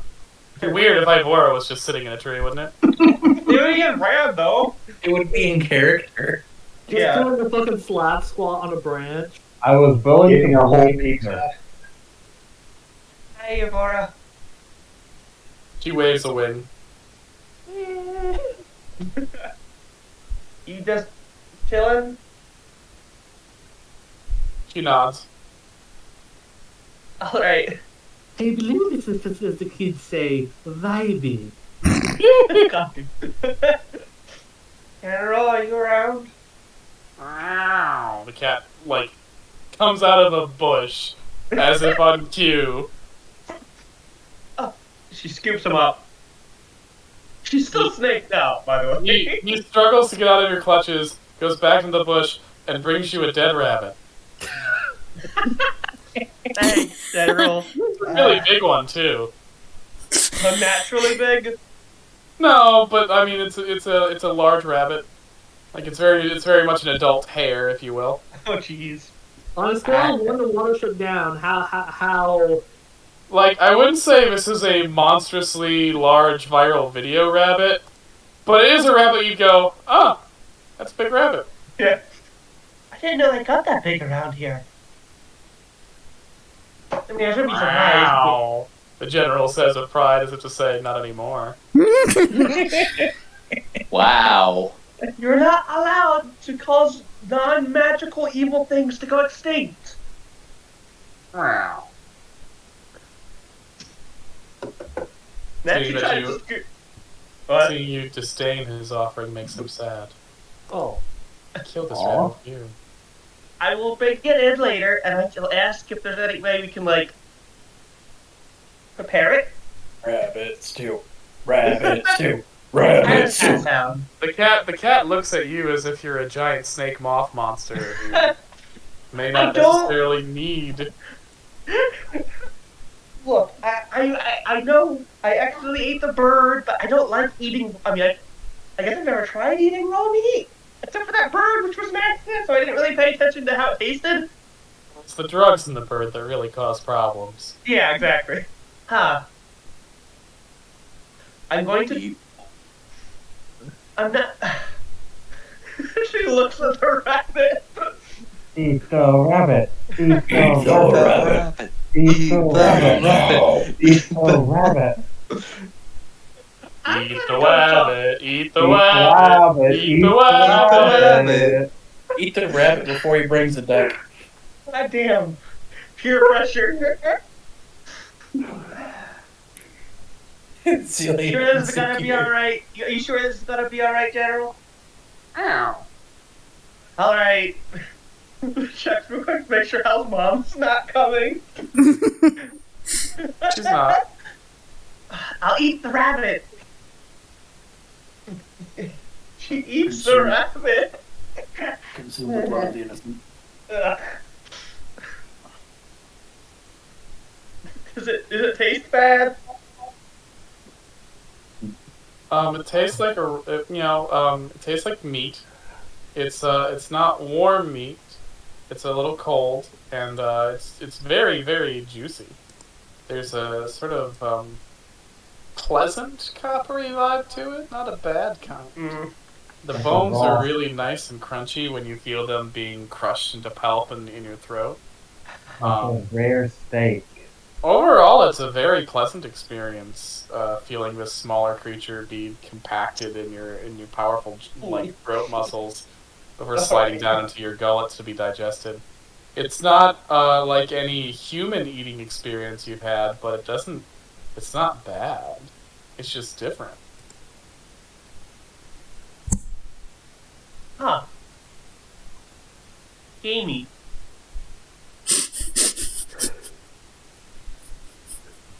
That was a new experience, General. I almost want Hal to be watching this from the corner. Like, you fucking serious?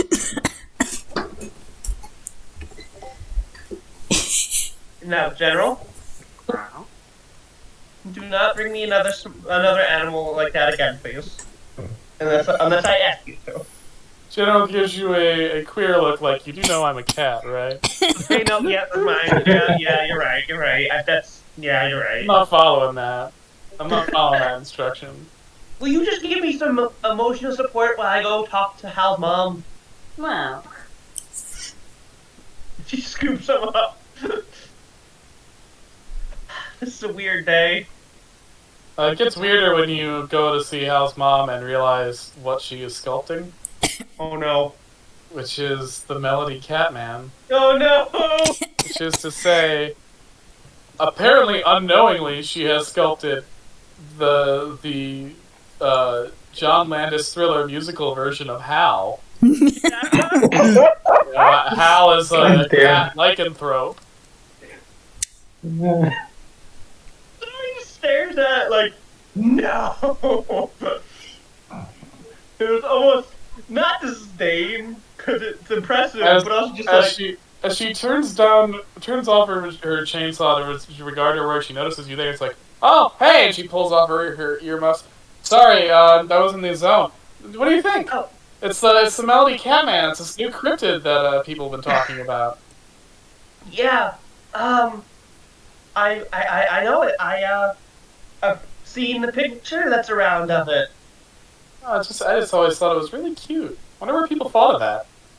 Yeah. I mean, well, there was a picture that got around on the internet. You know how that goes. I just, I saw the picture and I was just like, man, I just wanna hug that monster and give him a home. It was not even sled. It was not a snake. Yeah, it looks super friendly and nice. She regards me as like, you're a lot more comfortable in that than Miranda ever was of hers. Well, yeah, this is me. Both is me. Yeah, that's a healthy attitude to have. You know, sometimes I feel more like being like this. Sometimes I feel more like being like that. You know. I get you. Um. So, you taking well to the house? Yeah, it's great. Me and the general have gotten really close. Wow. He's saved my life more than once. Well, he's a good kitty. He's the best. She scratches him. Alright. He was there when this happened. Motions to, her. Yeah, how did that happen exactly? Oh, well, you know who injured Cole? Some sort of Men in Black guy from like the 60s who appeared in Point Pleasant. It makes a gesture with her hand. He's, oh god, he's a Mothman, or an Owl Man. That was his disguise. Oh. Wait, Yeah. Aurora can turn into like a person? Yeah. Except for at the tree. If Avora is still there, you can't see her. Oh, okay. Yeah. Mothman can turn into a human-ish. Yeah, Oh. Human, not exactly, but also not, you know how that be sometimes. I'm sure you... Approximation, yeah. Huh, Yeah. She only ever went with the Muppet form when we were doing our thing. No. She's got a soft spot for Hal. We've helped her out, and she's helped us out. Yeah. Well, Ivora wanted us to kill her. We were like, no, because he was going to shut off the witching hours. And, Ivora has always been good to us since we've known her, really mysterious because it's Ivora. Yeah, I'd be kind of pissed at you guys if you let Avora die.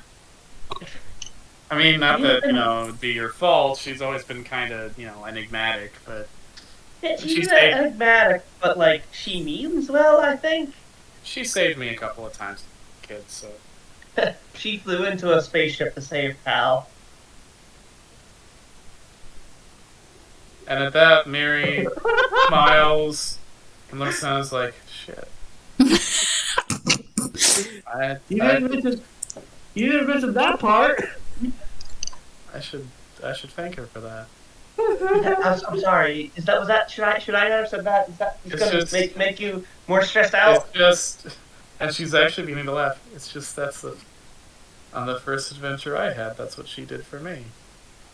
Oh, Jesus.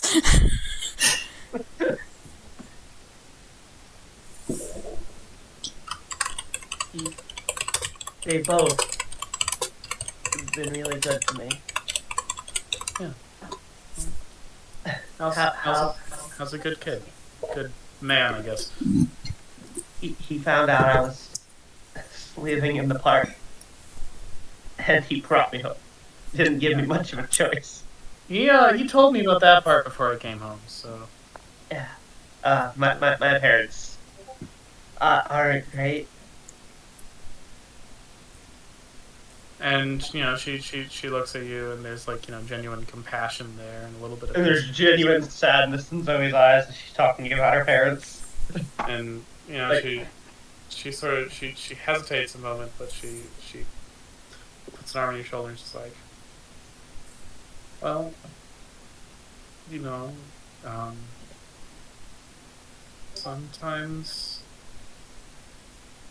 parents aren't what they should be.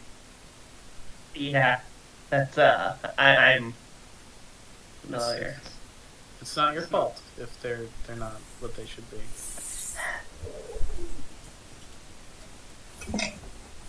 I don't know. And Like I'm happy with who I am, especially now.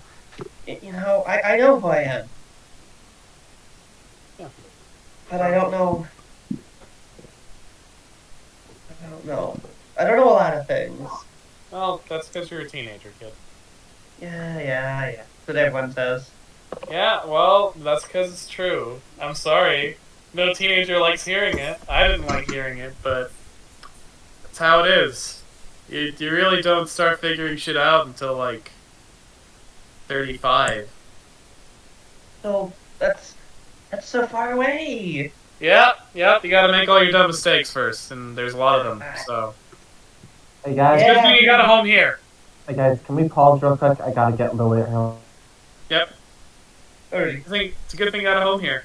Let's go in and get some dinner.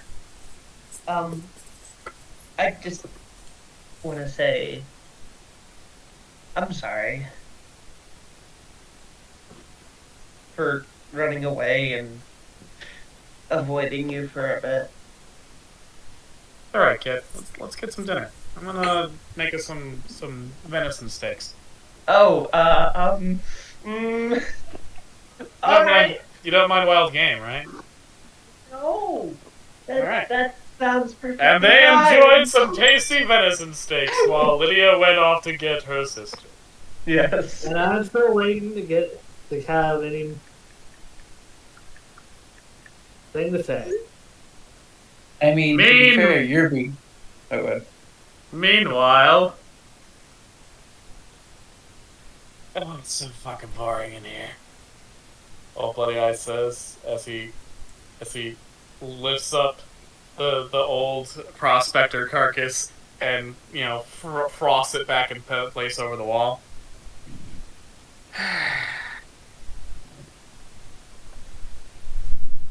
Let's see if they got anything in these packs here. And he goes through some backpacks. He finds a deck of cards. Okay. He sets up solitaire.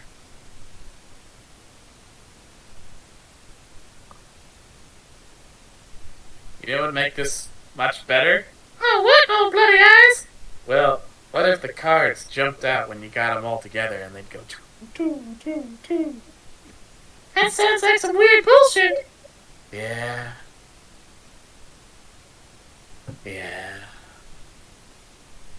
Fucking hate solitaire. That's what you get for cheating out. Go fish, you bastard. I didn't mean to cheat. I don't understand the rules. You should ask. Well, I don't want to appear ignorant. You guys bring a new card game, and I don't know how to play. I was nervous. There's nothing wrong with asking questions. I don't feel you had to kick me out of the group. Well, did you apologize? I'm sorry. Gotta say it to everyone else, man. Oh, that's gonna be embarrassing. And I didn't even know what I was doing. It beats playing solitaire. Got a point. Get him to come down here, then. I can't leave outside of winter. True. I'll send a memo. So how you been doing?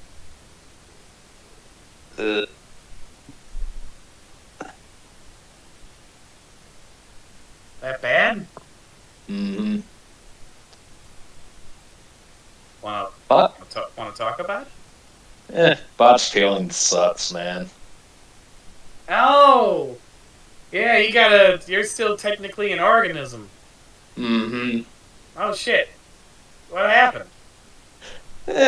One of the kids tried to do something nice, and it turned out bad. Oh, you got little ones now? How does that Nah, work? Technically, yes. they're kids to me, but Susie. you know one of them, the teen. I think that's what they are. Teen. Wait, could you turn into like a snake moth? Mm-hmm. Shit, she was just here! Shit, no pulling? Ah, her and, one of her friends is an Undine. Yep. And the other one's... I don't know. Oh, I feel I'm gonna expose my age here. I'm trying to think of a sensitive way to say it. Railroad worker? Yeah, they're not called that. I mean, I'm thinking of the other word, but I feel like that's gonna be insensitive to say out loud. Yeah. A person from the Orient? That's better. That's better. Not good, but better. Either way, there's no winning He's here. trying. Mhm. Nothing really matters to me at this point. They all taste the same. Yeah. Especially when they die. Yeah, how's that working out for you? It works out great, except when something sets me off. Then a whole bunch of... You know, you're lucky. You only have the one set of emotions. I have like a whole bundle of them.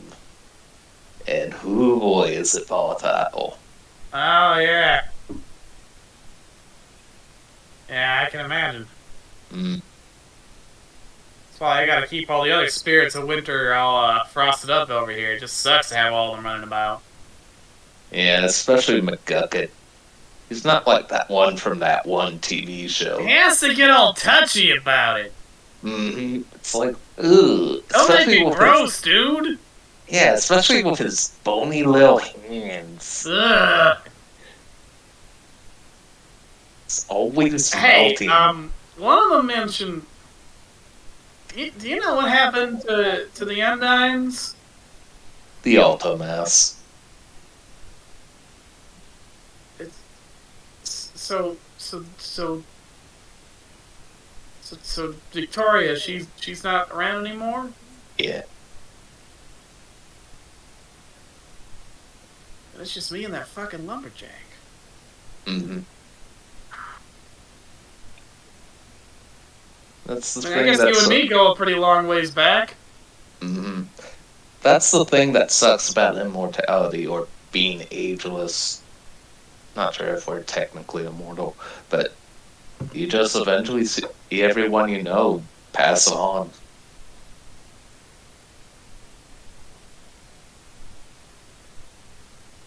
Sucks, man. Listen. Hug now.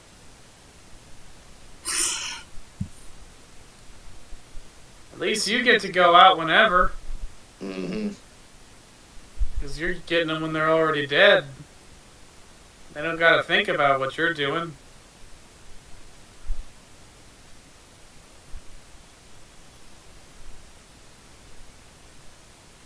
Versus suck.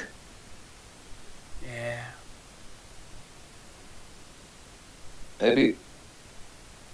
Maybe one day you'll break it. See Tori again.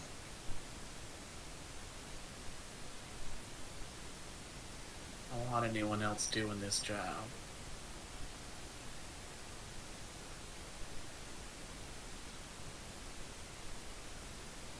I met the guy who did this job last time.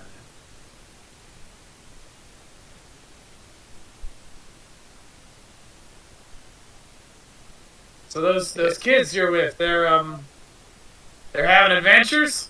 Mm-hmm. Yeah, they getting into mischief? Yeah. Stopped all 3 attempts at usurping the beasts. Huh. Yeah. That's what happened with the Alto Mass. Nice. Yeah. Yeah, gotta Sorry. keep the 3 beasts together. Mm-hmm. Sorry I couldn't stop it before Tori. Yeah. I thought she'd be around forever, you know? You always think that. Then comes the day. I mean, you're sticking around. Eh, I mean, you're not wearing the pirate hat anymore. You changed your accent, but you're more or less the same, right? thereabouts.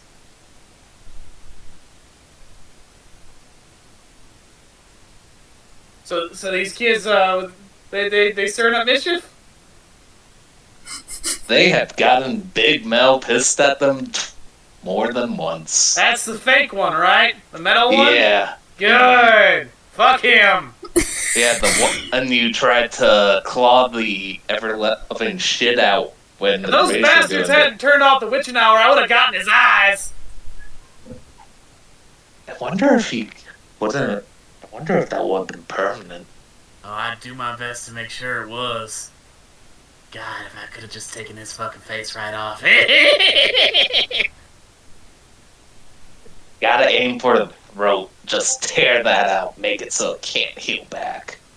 What happened to those ones? Those kids? They're old now, right? I feel like time's passed. They're like what? 30? 50. Holy If that. shit. That's the youngest one, even. God. We're old, man. Yeah.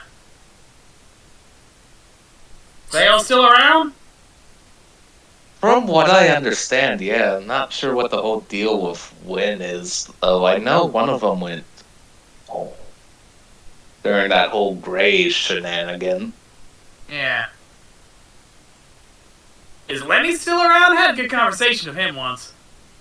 I don't know. That was Lenny. Which one was Lenny? He was the one, he had like the fireball on his eyes. Oh yeah, he's dead. He went. Do you remember the person who went during the whole Gray thing that caught on fire? I think that was after they turned off the witching hour. Yeah, that was him. Oh shit.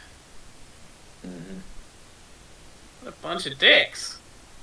Yeah, they have one of them. One of the kids has something similar. It just ain't right. Yeah.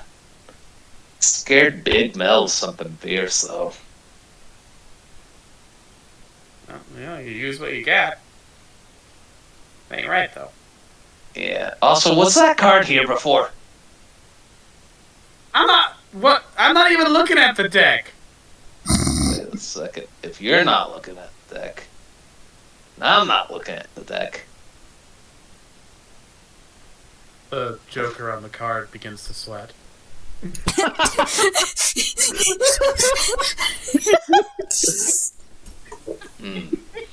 Fucking hell. Greg picks up the Joker and begins rubbing the card in his teeth. No, please, at least play my favorite song, Normal Frog. What? That's a meme, right? Fucking. Actually, Crazy Song's the name of the artist, not the song. What? Ah! The Joker card like disintegrates. What the fuck was that? After a certain point, I don't question it. Also, you ever find that cat, man? Are you saying, did I find that cat man? Or are you saying, did I Yeah. find that cat man? The cat man.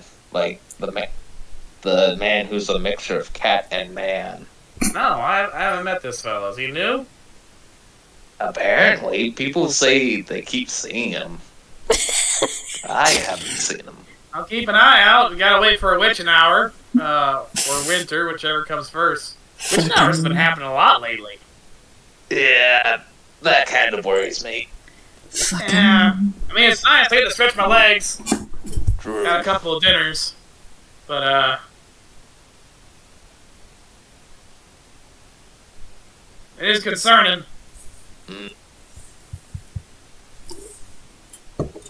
Oh, on course. If the Greys come back, do you want a shot at them? Shit. Yeah. Might as well. Never found out what a Grey tastes like. Alright, I'll pass it along. Be careful of who you eat, because I'd rather not have to fight you. What are they gonna do? Kill me? I'll just kill come the back elk. here in a couple of weeks. Like every I don't other know, man. time. These kids have gotten results. Well, that'd be interesting to see. Indeed. Indeed. Well, here. And Drake just gives old Bloody Eye, like, a handheld gaming device. Something to keep you occupied.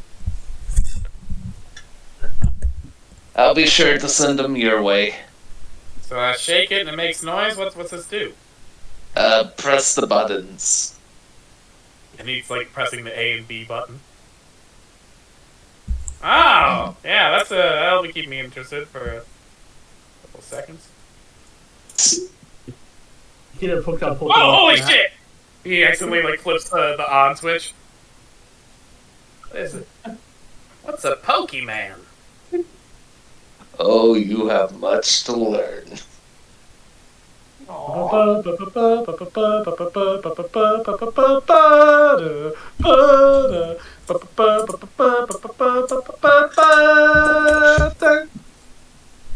fuck is this witchcraft?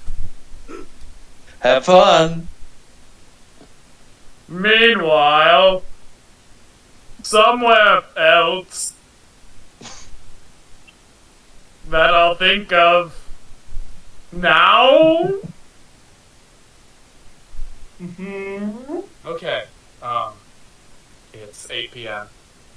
All Baritone Park has been cordoned off by police tape. And something comes skulking out of the woods on 4 legs. Its eyes huge. Its back covered in long quills. Its mouth gaping open with long, sharp fangs as it prowls the street. And then, Dragon Kick! A fucking masked hero emerges from out of the suburbs and kicks this chupacabra-looking thing straight into the woods. Ah, shit! The little creature hits a tree and lands. Ow! Ow! Fuck! Ow! Language! Yeah, you know what? You fucking kicked me! Ow! Shit! Fuck! Ow! And the Sentai scratches the back of their helmet. I'm sorry? Oh, you're sorry! Oh, you just kicked someone out of nowhere! You're sorry! Fucking asshole! There's no need for that language. Oh, yeah! Ah, shit! Yeah, you fucking tell me what language is fucking appropriate for. God damn, shit! What were you doing out here? I was gonna eat some people! Alright, Dragon Punch! Wait, shit! And the poor creature is beaten to a pulp by Dragon Common. Until finally it is immolated and explodes into sparks. Oddly enough, no one notices. Hey, what the fuck? Meanwhile, elsewhere. What's Miranda up to? Alright, so... Why can't we marathon Night of the Reanimated Corpses? Well, it's just that... There's that scene where they eat people. It's public access, who gives a shit? Well... See, the mayor wants us to be putting our best foot forward, and while your program is considered somewhat culturally relevant, They don't want gore. We air at like midnight. What kid is gonna be up? Naughty ones. So they learn a lesson. That's not how their parents are going to see it. Oh, Jesus. Fine. You know what? We'll have a Kamajira marathon. Can't be opposed to that. Well, Kamajira doesn't do super well with our ratings. I don't even know our ratings. We're public access. We're not a Nielsen box. Well, we do polls. Let me in, Miranda! Let me in! Hey, you know what? Why don't you talk to my good associate Drake? And she opens the door. It's actually not Drake, it's that one guy who tried getting sugar from her. Oh, so Drake. So it's That wasn't Drake. Drake. Nah, it wasn't Drake. There's a It guy was that who one guy who knocked down the old lady. Got her sent to jail. Just a second. I have a restraining order against this guy. You're not allowed within 50 feet here, sir. I will call the police. They recently got in trouble for brutality, so... Then she holds up her hands like, your call, dude. Listen, they're held up by the mass shooting. We'll find out about Whatever. that. 911. Yeah, the guy got a restraining order is out here again at my place of work. I figure if you're not beating up kids from YouTube, you could maybe come down and deal with this. Imagine the door gets open and you just hear new pad. Alright, thank you. A few minutes later, you hear sirens. You know we're right next to police station, right? And as he runs out... Stop right there! Louis Prowler! Melody Police! Yeah, about that.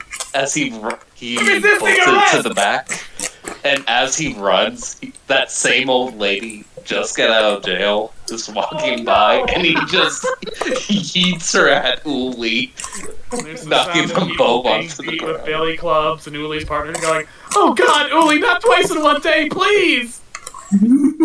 Oh my god. I feel bad about this, but I'm also pretty sure that guy wants to wear my skin. So Kamajira. Yeah, okay, Kamajira. Jesus, you have to deal with this all the time? Yeah, if you're an attractive woman and you're a public figure, it's just kind of a huge. Ooh. Well, good luck!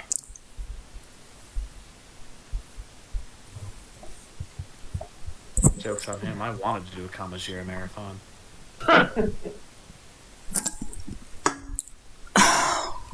Text from Zoe. Hey, what's up?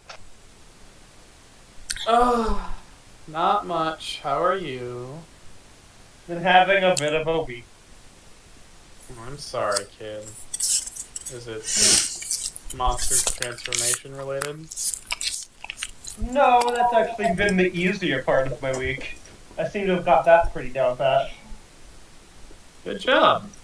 I'm proud of you. Dot like typing and it stops. And it starts up again. Does it weird you out?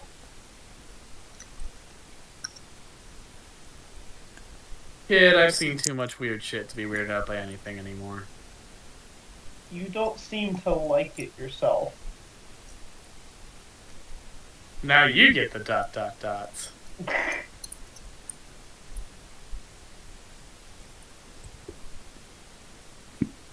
My transformations tended to occur at very inopportune moments. And I never really got a hang of it like you did. Oh. I'm sorry. It's okay. I've learned to deal with it as I've grown older. And I'm really happy that you're taking to yours better. Does it still just happen to you sometimes? Yep, once a night.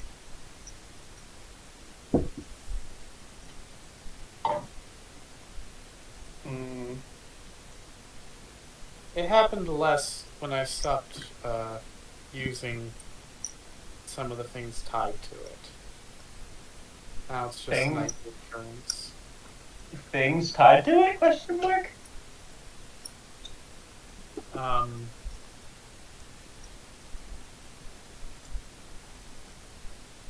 Kinda have psychic powers.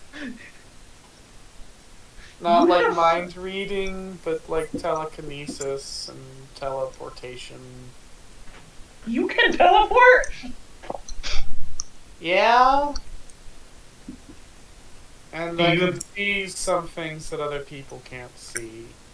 I have senses that extend beyond human limitations and allow me to influence reality in ways humans can't do consciously because they can't perceive what I'm perceiving. It's hard to explain if you don't have it. Whoa. I mean, it's not the same, but I have some senses better than most people because I'm a snake. Yeah, but like, can you move shit with your mind though? No, Yeah, I can so fly though. That's that- pretty cool. that is. I'm not doing a coolness contest with you. It's like I can move shit with my mind because I can see the energy fields that connect things and touch them in a way that other people can't, and manipulate them, and it's hard. It's like I can see all the strings connecting things and pluck them to change things.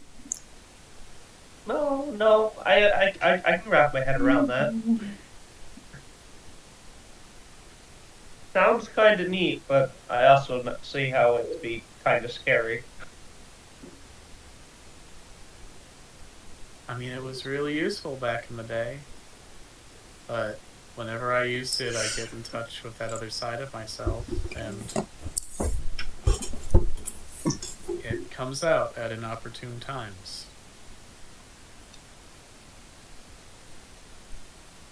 Did you ever try and find a way to control it? Oh, yeah. A couple of times, but it's hard. It's like there's a part of my mind that the other part can't understand. Like half my brain works in like French or some completely alien language, and the other half, whenever it tries to communicate to it, everything gets garbled and mistranslated or just not read at all because they can't communicate with each other. And I don't fully know what I'm thinking or feeling when it's that side. And it doesn't know what I'm thinking and feeling fully when I'm in this side, and it's hard. And Kind of like when your brain is tearing itself apart with anxiety. yeah, I could say that. It's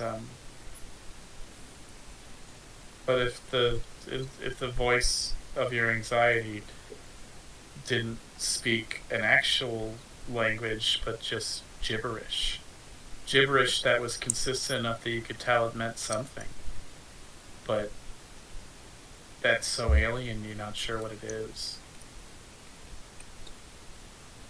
Like if part of your brain saw different colors than you did and perceived sound as colors.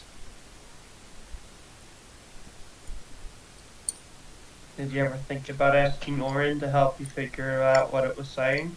I did. Didn't I did work? that a lot. We made some breakthroughs, but You'd rather just relax now?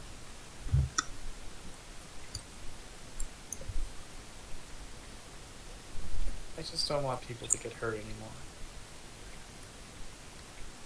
You mean people are going to get hurt no matter what we do? Yeah, but it's better when they're not hurt because of what I've done. Well, you've helped me a lot. That's good to know. No one else really understands this. Like, I guess Celia does? But Celia seems to be mostly the same whenever she's either. I think it's different for everybody. Yeah.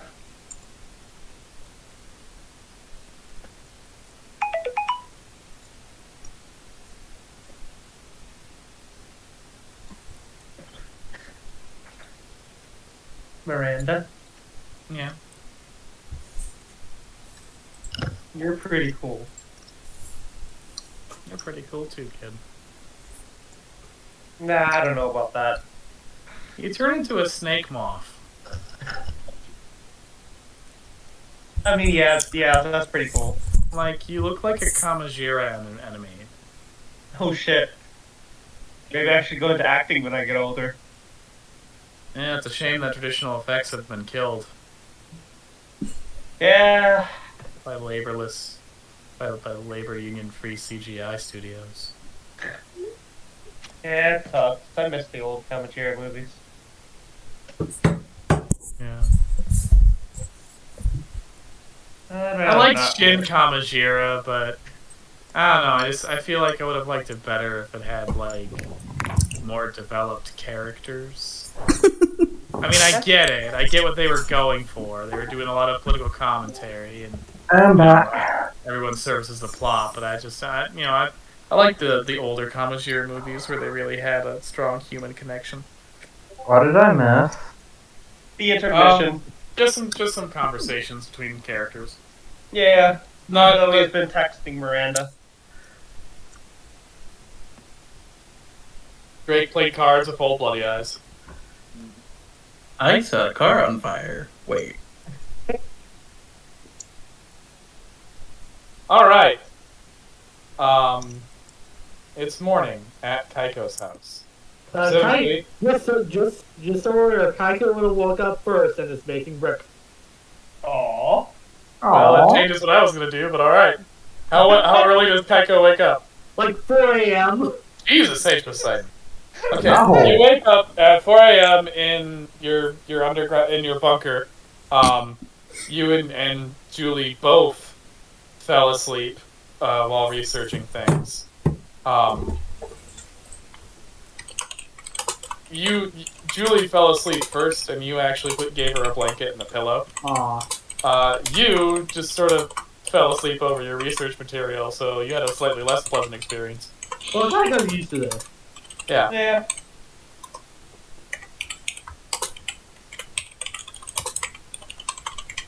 Kaiko's used to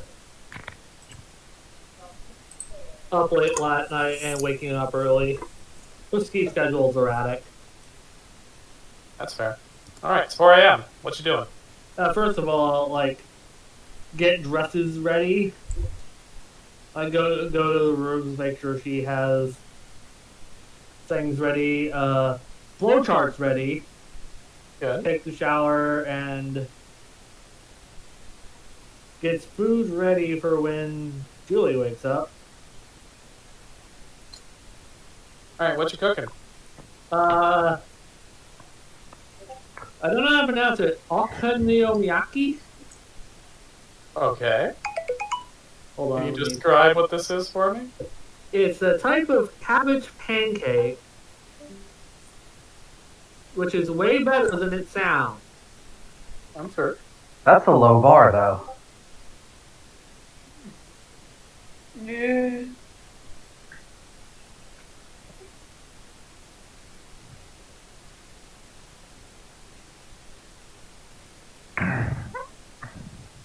Kaiju usually doesn't have someone else to cook for, so No. Shit that actually looks really delicious.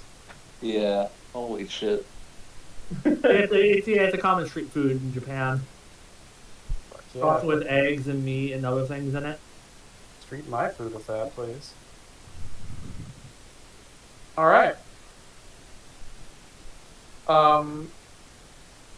Roll craft food. I kid. That's a D&D thing. I'm not even sure if that's still a D&D thing. Yeah, that is cooking tools. All right. Well, you cook some delicious cabbage pancake, which is what I'm going to call it. I'm not even going to try pronouncing the Japanese name. And eventually, Julie's phone rings with an alarm, and she goes, "Shit!" And wakes up. Oh, okay. And she stands up Oh, and so that wasn't a dream. walks out of the bunker, which she regards with like, okay.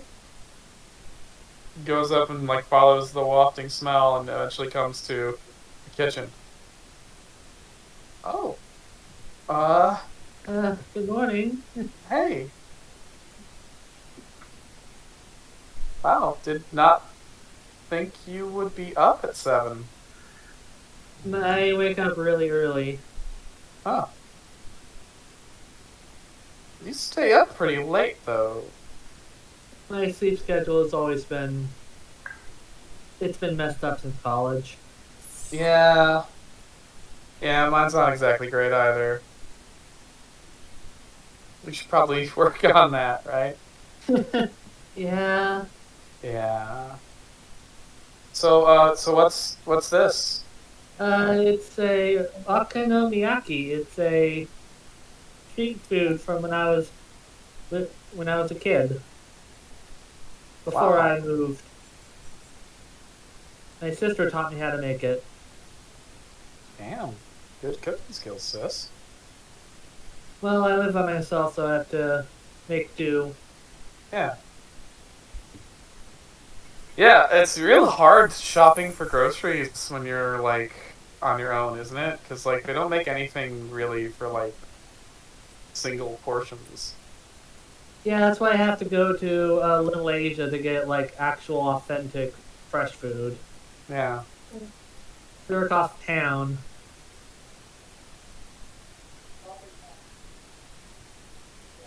You got like a recipe book or books? Yes, but they're in the Japanese. Oh, well, yep, that's not gonna be I mean, super. I can teach you. That'd be really cool. I mean, my sister taught it to me, so it's only fair. Yeah, and I mean, that'd be like a really useful skill to have, knowing a different language. I'd appreciate that. Well, I meant the food. I can also help you learn Japanese. We could like shit talk people, and no one would know what we're saying. Oh, that's what my sister and me do all the time. Yeah, I like this idea. That would be really fun. There's so many times I got used to it out of school. Yeah, I think I remember a couple. But this looks really good. I can't wait to try it. Do we do like syrup or? Kaiko says that she's drizzling in the Japanese style mayonnaise to form the patterns. No, I just cut it like a pizza and just eat it with.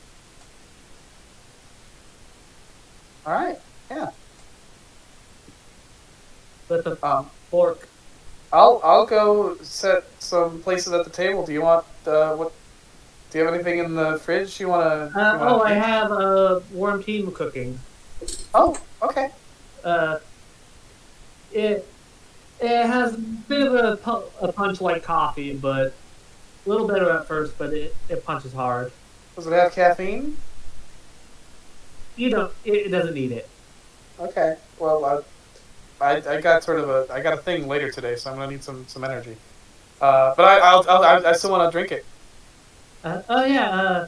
Kaiko gives her a cup. And it's like really strong green tea. Oh, holy shit! The kind that like punches you like whoa. Fuck, I think that opened my sinuses a bit. Damn. It's good. Thank you. as she sits at the table with the tea, her needle fingers begin drumming on the table, and at first it's just sort of normal, but they start to get a little more agitated. Uh, like nervousness is just creeping up on her a little bit, and then she notices they're beginning to press down to the table pretty hard when they drum down. And she's like, "Shit!" She grabs like a napkin and puts it over where her claws scratch the table accidentally. Aw. Aw. Here. Tycho gives her hers and Tycho's.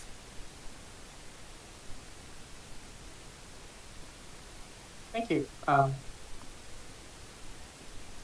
then I imagine you commence eating. Yeah. Also, have you had a shower yet? No. Shit. I should do that. Tycho points her to where the bathrooms are.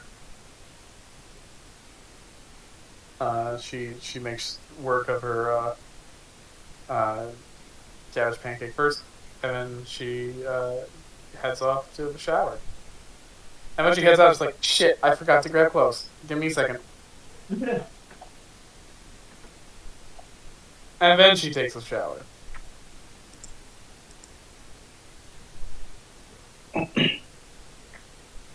About 20 minutes later, she comes out, fully made up, ready for the day. But she doesn't have a jacket on yet. She's got like a tank top and a mini skirt and some fishnets and some big boots. Also, can I get you to sign this? Yeah, what is It's it? it's a letter to the mayor from a bunch of concerned citizens about so we can get the art fair judges act. Oh yeah, shit. And she begins signing, and then as she does, a thought occurs to her, and more fingers extend out of her needle arm, and begins signing other signatures in different handwriting styles. Oh, Julie, you clever bitch. Yeah, I was sort of in charge of forging things back in high school, so I learned a number of different signature styles. so that's why my vote was always into the school elections, despite me never getting a vote, actually voting. Yeah. Clever. It's also why my mom let me go to field trips, despite not wanting me to go on field trips. Very clever. There's a coy smile. One. Kaiju appreciates cleverness. Alright, there you go. And she's got like half the sheet filled out for you. Oh, this will go nicely. Taiko says as she pulls out some spreadsheets and like little mock-ups. Alright, so the job that Miranda got me yesterday, that starts today. Mm-hmm. I need to... That's right by the mayor's office, so... Yeah, so I've got to be there at 8 a.m. and I get out at 11 a.m. Wait, our meeting's at 10 a.m. and so... Oh, good. She gets dressed in like a really formal business look, in like a pencil skirt and like suit and tie and shit. You can see Julie's brain saying, "Oh, I'm very gay right now." She watches. Good. So we'll both be able to get out at roughly the same time, and we can do the mountain trip. All right. Yeah. Great. Okay. So I should get going. I'll see you when I get out. Aren't they right next to each other? So can I just carpool with you? I mean, yeah, but do you want to be there 2 hours early? I mean, there's other places nearby I can wait. Yeah. Okay. Yeah, or just listen in on you. Yeah, it'll be fun. I've never done this before, so it'll be fun crafting my persona. Thinking cruel Julie. I'm gonna play it as like a real badass bitch. Really, that would really suit you. Yeah. I think I want to sort of reinvent myself that way, where it's And like, yeah, tell Melody how it is. yeah, like I'm a no nonsense gal. Maybe I need like one of those black leather jackets with like the spikes on the shoulders. Ooh, yeah. Well, no, Marcella might have one of those props in one of her plates that you could use. Yeah. Hey, that lady who works at the wax museum, she's got a really nice sense of style. Where do you think she shops? Next town over, I think. Because the mall here is a bit, like... do you think like she'd be up for like taking us out sometime? Oh, she already offered me, so... Oh! Can I take along? along? Yeah.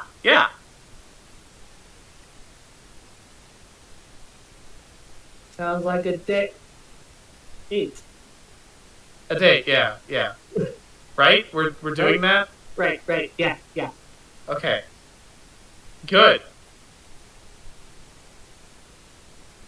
Oh my god, I'm dating. Yeah. I never thought this would ever happen. Yeah, congrats. Shit, that sounds egotistical. Congrats to you too. Yeah. Kaiko says with a coy smile. Yeah. Not like, yeah. I mean, you always said you always wanted to do that. Mm-hmm. Yeah, yeah. And she's like blushing red. I mean, want to do it again before we go on the road? That looks looking good. Fuck bunker.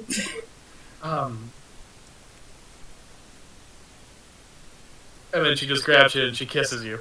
Kaiko reciprocate. That was for good luck for both.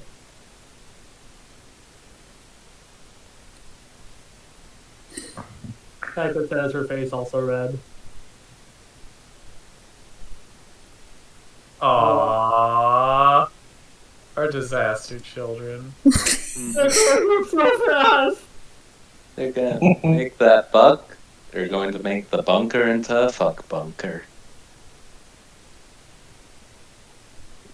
Okay, I gotta check my makeup real quick. I know it's radio, but yeah.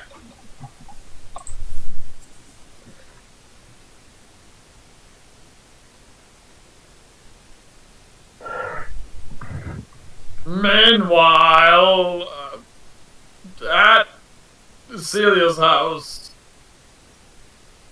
Celia, what you doing this morning? Just scouting the house for gingerbread men. Okay, read a bad situation. Read a bad situation. One. Gingerbread situation. What? One? One. Just one? She has a -1 to read a bad to sharp. Oh shit. Okay. She's Celia. Since I'm staying at Celia's house, should I also roll a read a bad situation?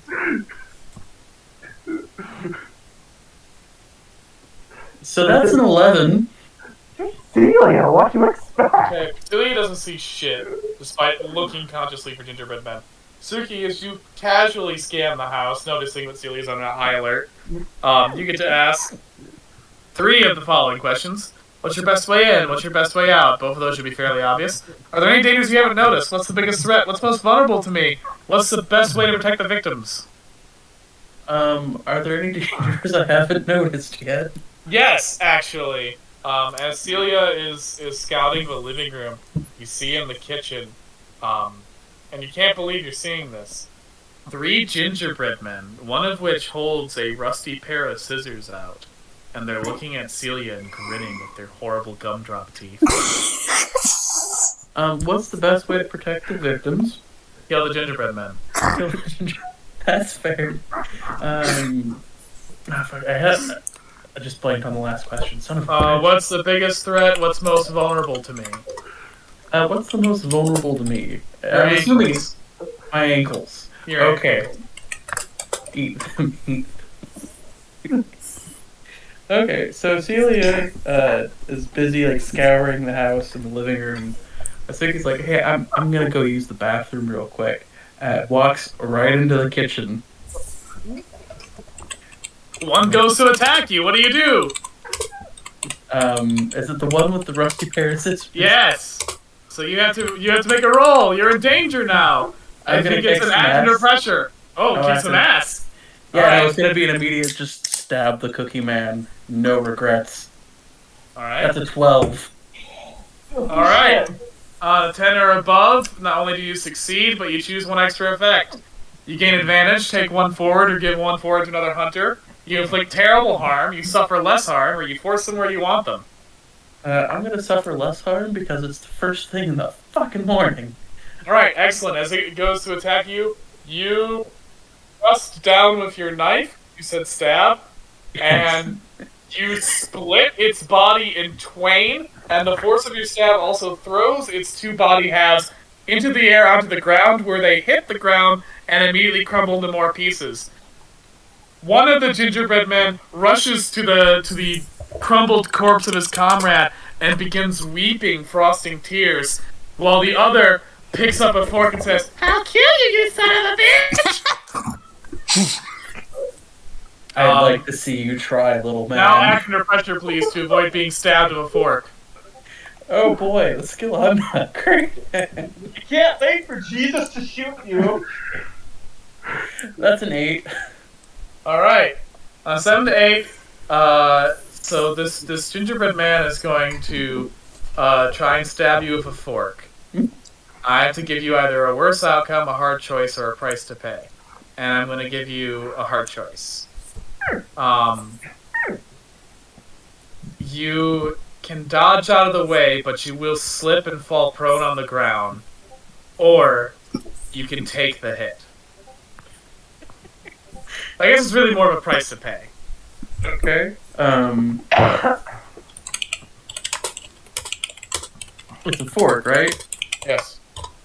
Okay, I'm just gonna take the hit. Alright, it stabs you hard in the stomach with the fork, dealing 1 harm. God damn. So, I have armor. Are you wearing it in the morning? Good point. Good point. No, it would probably You just be take like, 1 harm. It stabs you. It stabs you hard, like it fucking thrusts that thing like a trident into your belly. Bullet wound. Yeah. Son of a bitch! You like that? You like that, you fucking bastard? Vicky, what's going on in there? Nothing! Nothing! Alright, okay. it pulls So I the rolled. fork out and is preparing to attack again. What do you do? It sounds I'm an going awful to- lot like someone's out for your blood. Everyone's out for my blood. I rolled a 9 to kick some ass. Alright. I believe that means you get 1 extra effect, or does that just mean that you succeed? I think that just means I succeed. Hey, you succeed, so do your damage. Okay, cool. So that is where's my knife? That is 2 harm, hand. Alright, you destroyed that gingerbread man. You're like stabbing it through the table. You literally Huh? just, like, slice its fucking head off. Its body stands there a moment, drops the fork, and falls to the ground, smearing your bleeding stomach with some of its frosting. Son of a bitch. The remaining gingerbread man looks up from the corpse of his first fallen friend, now to see the second and you prone. Hey, Suki. Okay, Suki, there are none in the bathroom. Why did you do this to us? Why did you make us just to suffer? I didn't make you Kill do me! shit. Kill me, you hateful god! I've got nothing now! Suki? Kill me! Suki? Kill me! TV, why are we reliving Sausage Party? Celia The walks into gingerbread the man kitchen from and fucking Shrek. We're created just to die. Photo sends the reason why. Suzuki stands there for a second and goes, No, you live to warn the others. Do not return. And stop bothering my dog. Melina's freaked out. Carnage stands up, puts his gingerbread arms on his own head, and pulls it off, tossing it to the ground with one final act before falling over dead. Fucker stabbed me with a fork. Oh, shoot, are you okay? I'll be fine. Just I'm gonna go to the bathroom. And then I get to use, I want to use an ability. Okay. It's called DIY Surgery. Alright.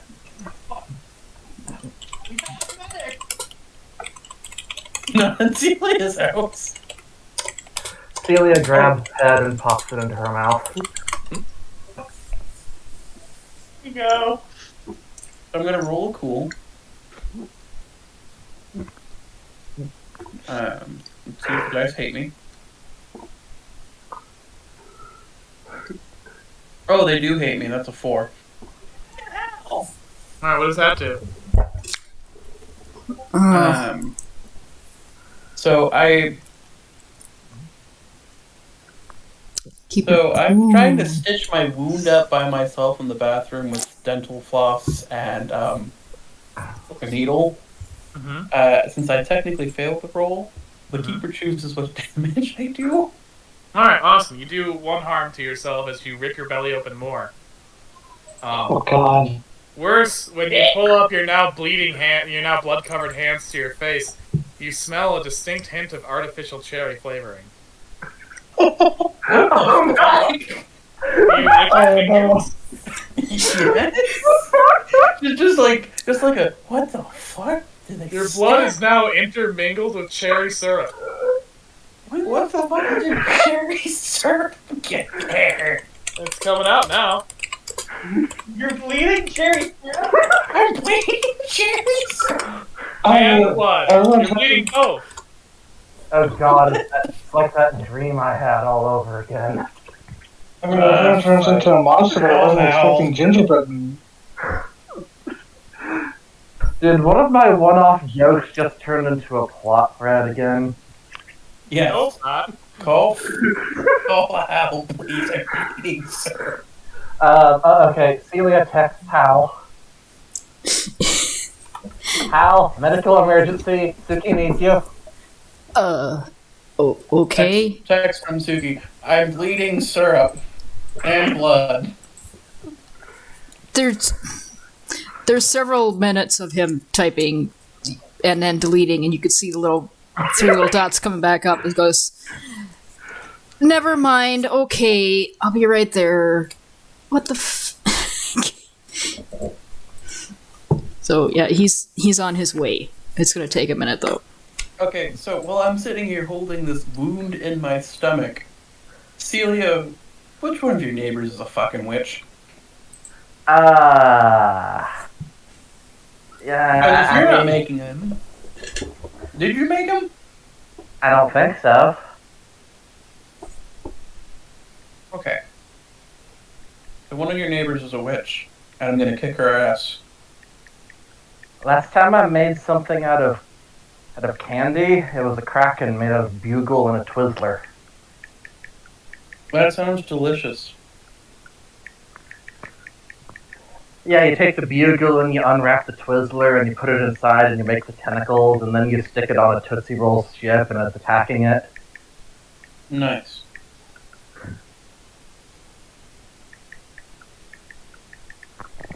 How long have the gingerbread men been a thing?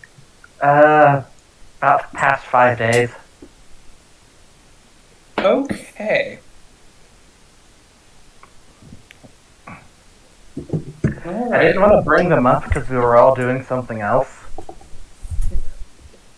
Well, I just got stabbed in the stomach by a gingerbread man. Are you looking down at the stab wound? Yes. The flesh around the stab wound is now a sort of waxy red.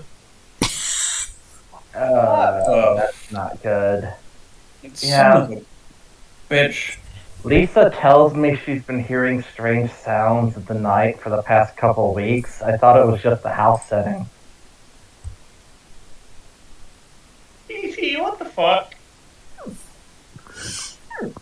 What the fuck is this town? Am I gonna be like turn? Do gingerbread man attacks curse you to become a gingerbread? Is that a thing? I've been eating them every day, and nothing's bad happened to me. Has any of them stabbed you? No. Go get me a piece of the gingerbread man. Celia hands her a leg. She eats the leg. I don't know if this will do anything, but it makes me feel better. Celia hands her one of those single serving milk cartons like you go to the lunch or the school cafeteria. Okay. I'm gonna have a little bit of milk with fucking cookies. Swear to God, if I turn into Candy Woman or whatever, some horse shit. I gotta go meet it. And we're meeting a dragon later today. Celia leans in, sniffs Suki. You're starting to smell really sweet. Normally I would say thank you for the compliment, but my literal flesh wounds are turning into candy. I don't want my insides to turn into candy. Wash it out. Oh, right, fuck. Okay, how do we counteract sweet? Salty. Celia rushes into the kitchen and brings out a bag of chips. What? Eat these. Oh, okay.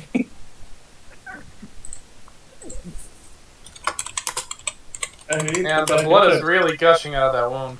Yeah, no, it's like hands like holding it over, it's like not leaving the bathroom. Like, okay. As long as it don't turn into a gusher or some shit. That sure would be a direction for this arc to go. Oh.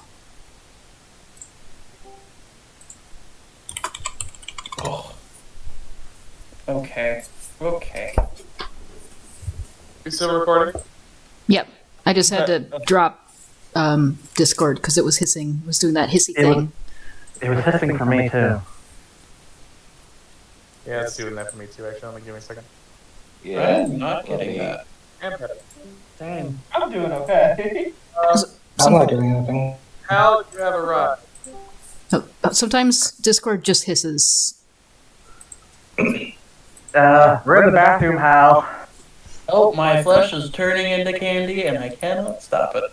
And as you go to the bathroom, you see Celia with just a bunch of gingerbread body parts stacked up in a corner, glass of milk in her hand. Maybe I shouldn't eat the gingerbread man while my flesh is turning into fucking candy. Or maybe it's the only way to stave it off. Oh, hey. Hal is in the bathroom door looking at this, looking at the gingerbread pieces, looking at your wound. I got stabbed by a gingerbread man with a fork this morning. Adding that to the list of things I've never encountered before. He's like, okay, what's with your... And he's close enough to see the candy skin now, right? Like, what the... Yeah, I mean, it's waxy red skin. Let's not jump to any conclusions as the blood gushes out. What is going on with that? We don't know, but it smells sugary. And Should I- tastes sugary. Did you taste my blood? I was curious. Kinky. That probably wasn't a good idea to put in your mouth. No, but... I mean, I tasted it, but it's my own damn blood. I don't know what... I don't know if I can do anything besides make it stop bleeding. That's what I'd like you to do. That's the first thing we want. I mean, I don't know how curses work. I could be sealing it in there. She's losing a lot of blood sugar right now. If I lose much more blood, I'm not going to be able to help you this afternoon. I'll be dead. Okay, let me roll for it. I mean, I can just roll a straight up weird and see if my new bullshit will do anything, but Right? Probably not. Anyway. Yeah, that's... Alright, I rolled an 8. You're lucky. Alright. Excellent. Oh, sure. The Suki gets wound bulges obscenely and begins to swell until a solid, like, baseball-sized glob of waxy red flesh is just a bubble off of your skin, and it's pushed out by the new flesh underneath that forms from where the cut used to be. The waxy ball lands on the ground, and ropey limbs emerge from it. Celia, get it! As the gash that was on it opens up in a horrid scream. Celia grabs the thing. Okay. Yeah, that's the sound it's making. Nothing came through. It's not coming through again. Just a horrible scream, I'm guessing. You're going like, Are you not hearing? No! There it There is. you go. It literally just go, What is this? I think it's too high pitched for the mic to pick up. Yeah. Do you have, like, Tupperware? Shove it in a Tupperware. We'll take it to friggin' the Wax Museum. child, shut the fuck up. Celia sniffs it. Don't eat it. No. What does it smell like? It smells like candy. Celia pops it into her mouth. Oh. Celia! No! You're You gonna feel get a it's- curse it's- one day. You feel its ropey limbs slapping inside your jaws as it desperately tries to get up, break out. No, it's the new life form. You don't know what the fuck it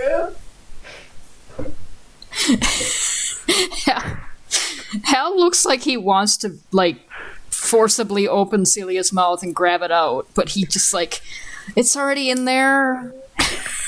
Celia, spit it out. Spit it out. She lowers her head and drops it into the sink.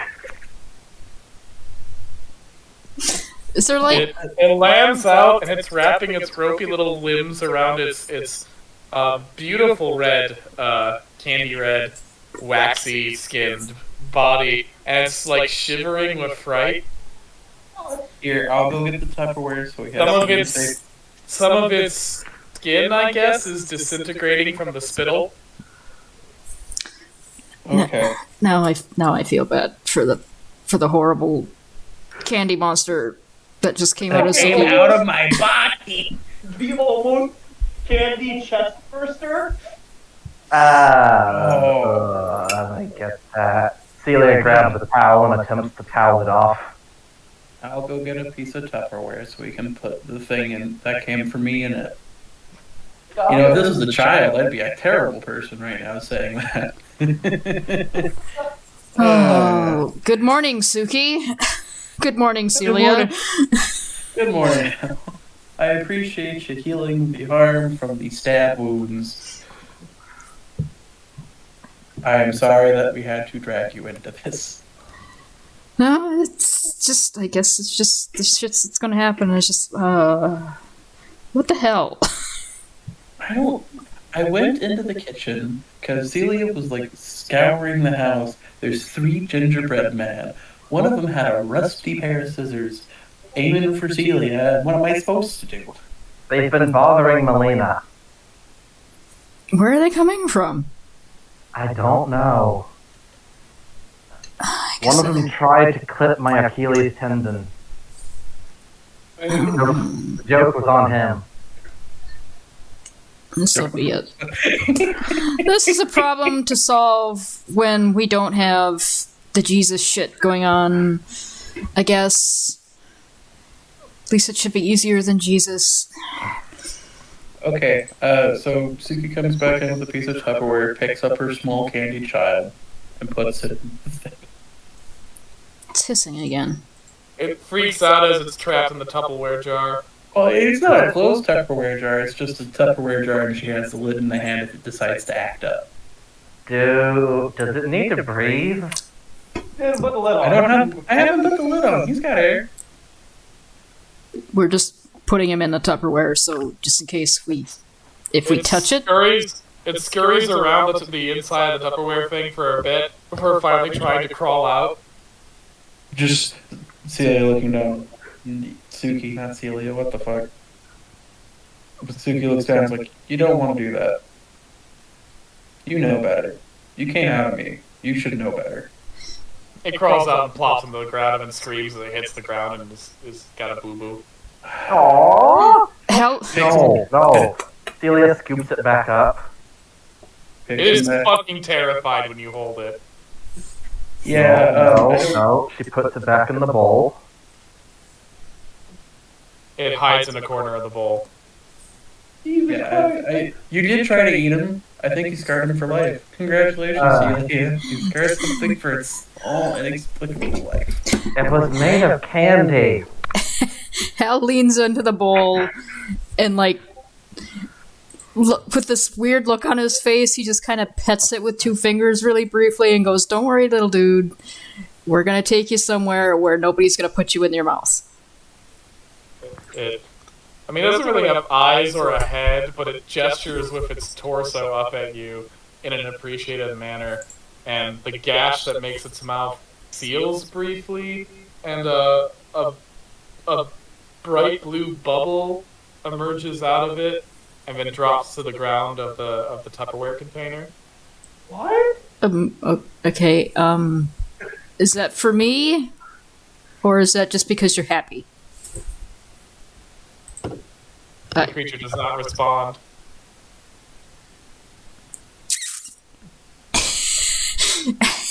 Again, Hal makes this weird face and gestures like he's gonna pick up the blue orb, which I'm guessing is like a fucking gumball. Yeah, pick up the blue orb.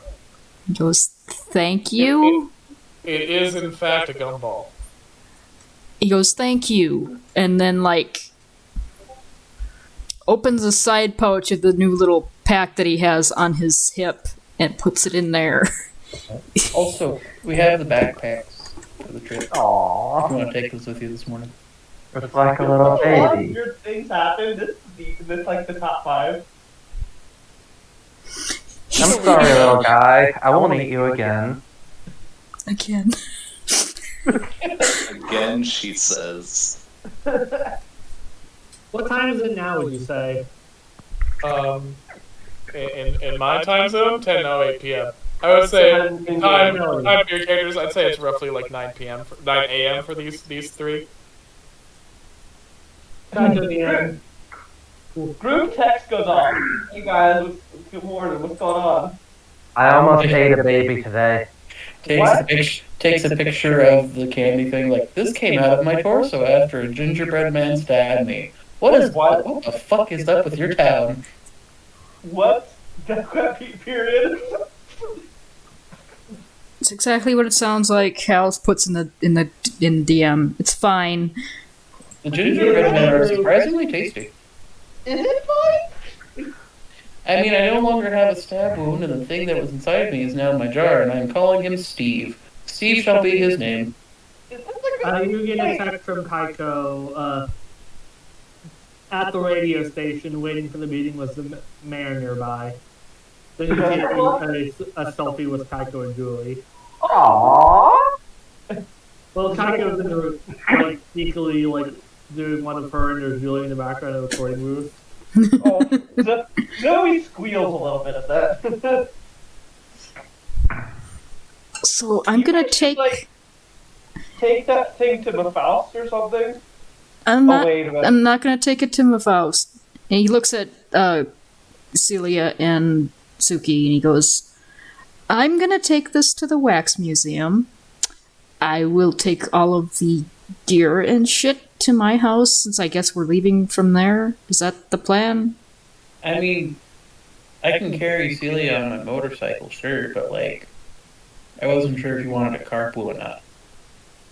since you have, a car. Yeah, I'll take all the stuff to my house because now I have to drop off our apparent new child. Yes, he is. Like Suki holds him up. This is my boy. His name is Steve. Unless if Steve just chooses not to be a boy, then we will come up with a better name later on. But Steve is mine now. We'll ask Steve when he's not, when they're not screaming. That's fair. You've got a good voice. Do you think Steve eats? Should we give it some candy? Wait, well, let's see if it's cannibal. Perhaps a chunk of gingerbread man lures it in. I was just like, Get wait. up a little. I don't know if that's a good idea. You drop in the corpse of a candy creature to this candy creature, and it feels on an instinctual level that something is wrong. Okay, picks it immediately back up. Okay, that was a mistake. It wants flesh. Oh man, we are horrible parents. Yeah, I'm I just... can't take care of myself on a good day. I didn't sign up for this. Well, Suki, we are officially giving Zoe's mom a run for her money. Oh, fuck! Oh, wow. We I haven't don't know. I don't know. abandoned our child. Thank you very much. I don't know I don't know. if you can get worse than that or not. As Hal says that, a pack of gushers comes out and lands in Celia's hands. From where, you don't know.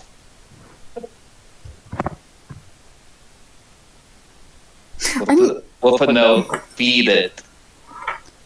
Okay. I'm She gonna... opens the pack and Oh, takes out a gee. gusher and drops it into the terrarium.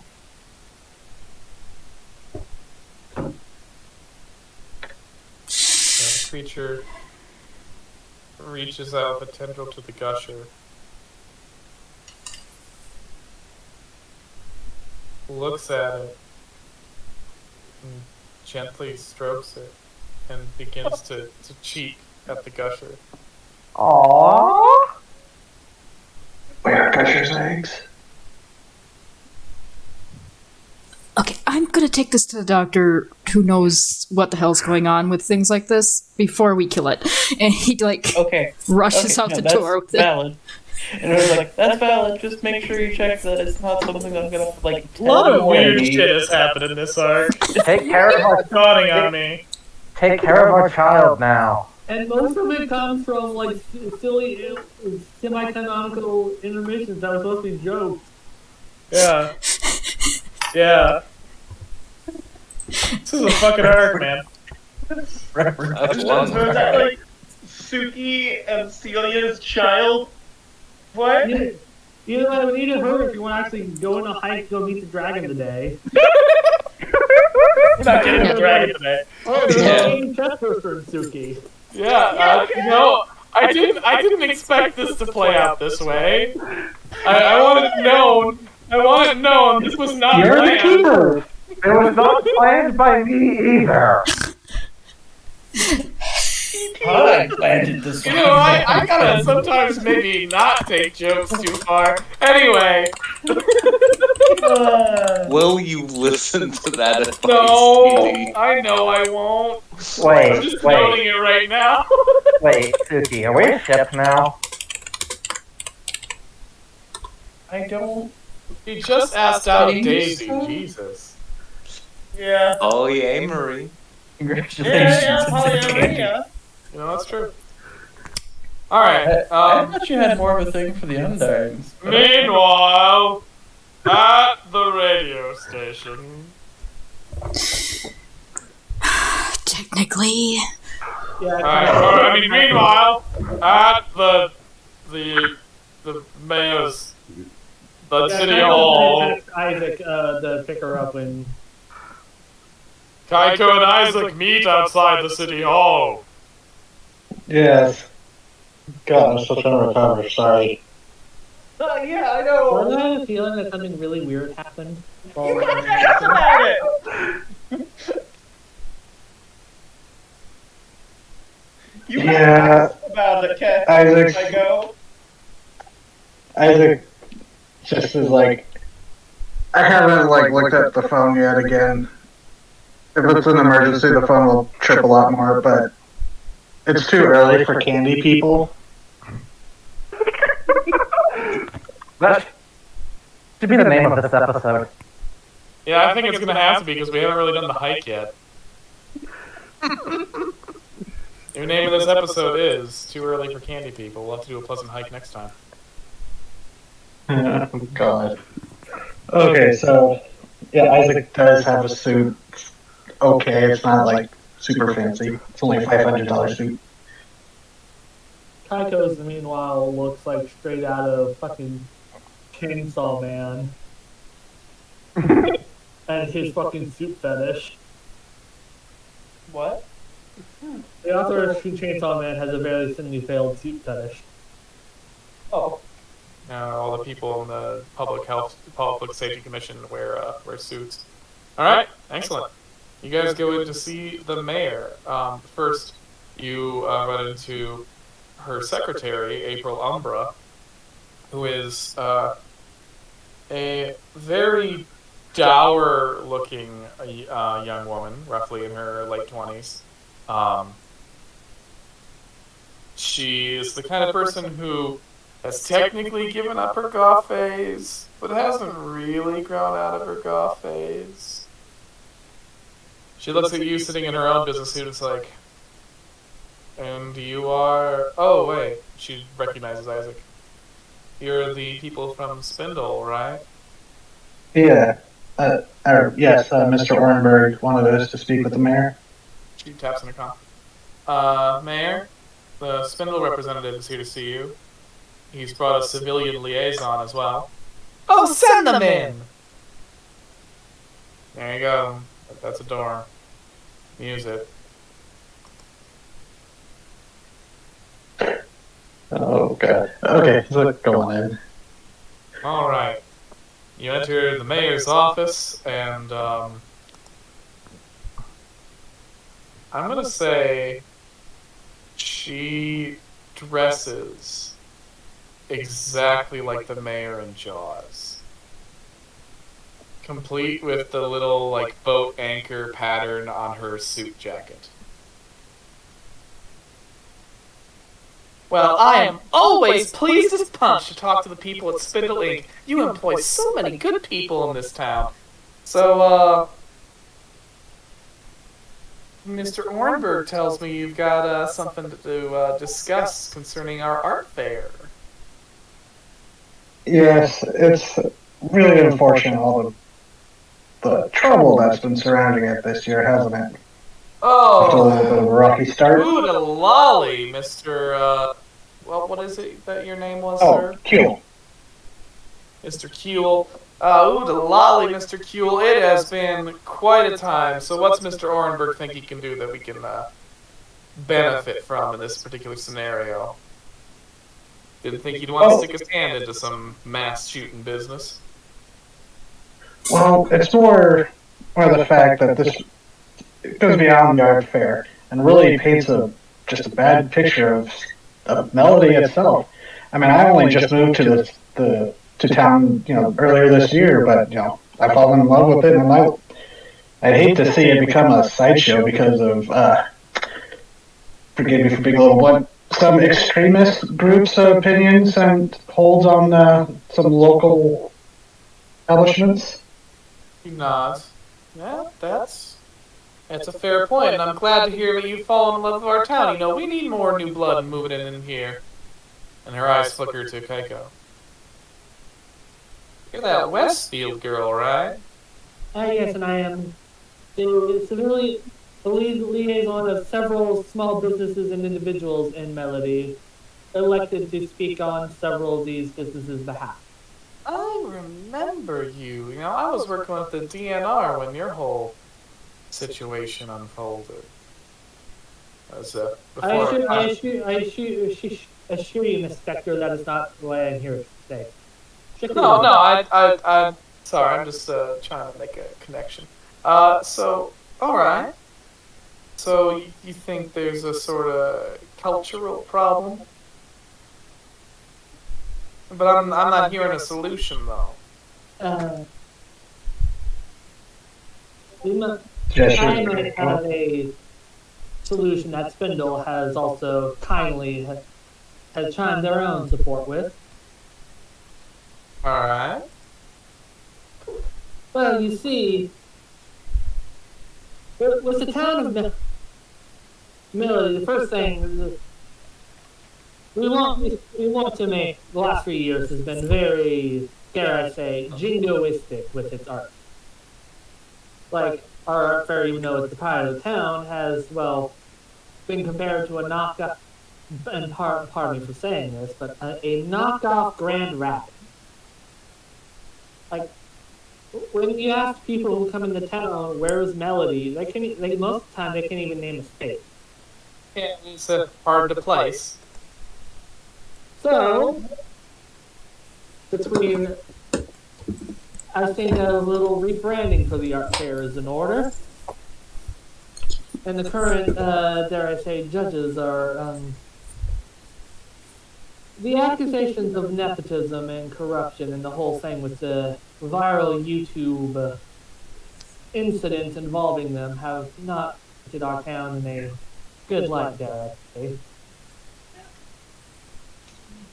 Well, Especially with the shootings going on.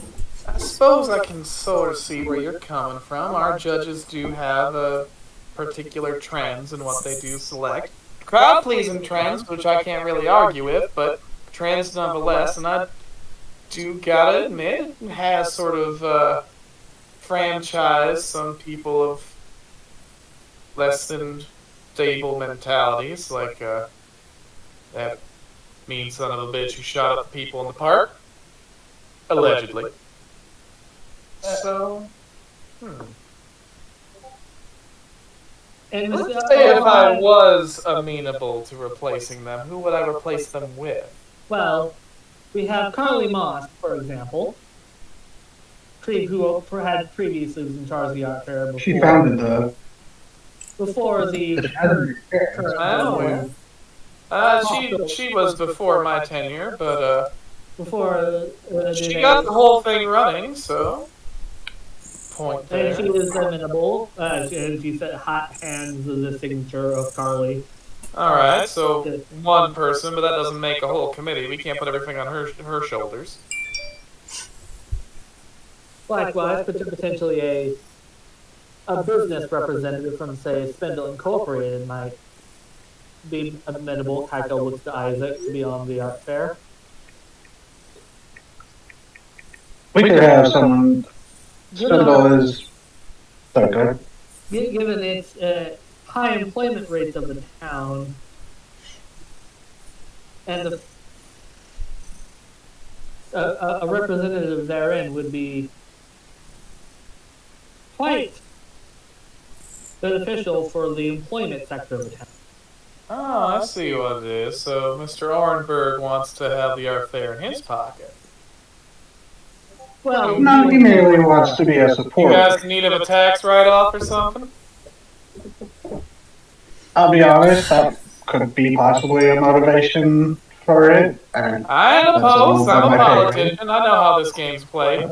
Alright, so we'll throw in a Spindle representative. So you appoint one of decent standing.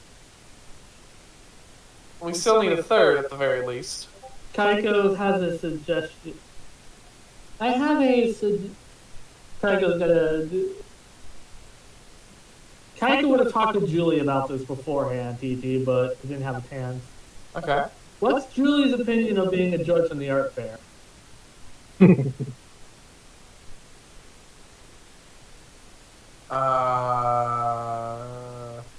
Kaiko's logic is that she'll be the young, new, hip radio show that represents the radio station in Melody. Likewise, she has ties to her prestigious family name, and if her mother wants to raise things that her mother. I'll say that Julie would say yes to the idea regardless because Kaiko's asking her to do something. So up with her mom. Also, a specific individual of the prestigious Hazatol family, one Julie Hazatol, would like to be also a judge. Recently having a job in the Melody radio station as a new, hip, young voice in the town that can get all the youths involved in enfranchisement.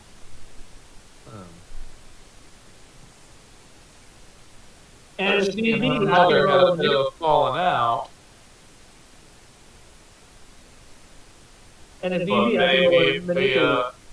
we put this girl in the spotlight, maybe they won't have that falling out no more. Exactly, it'll maybe benefit the family, especially since I hear Senator has it all. Is a big name in the state.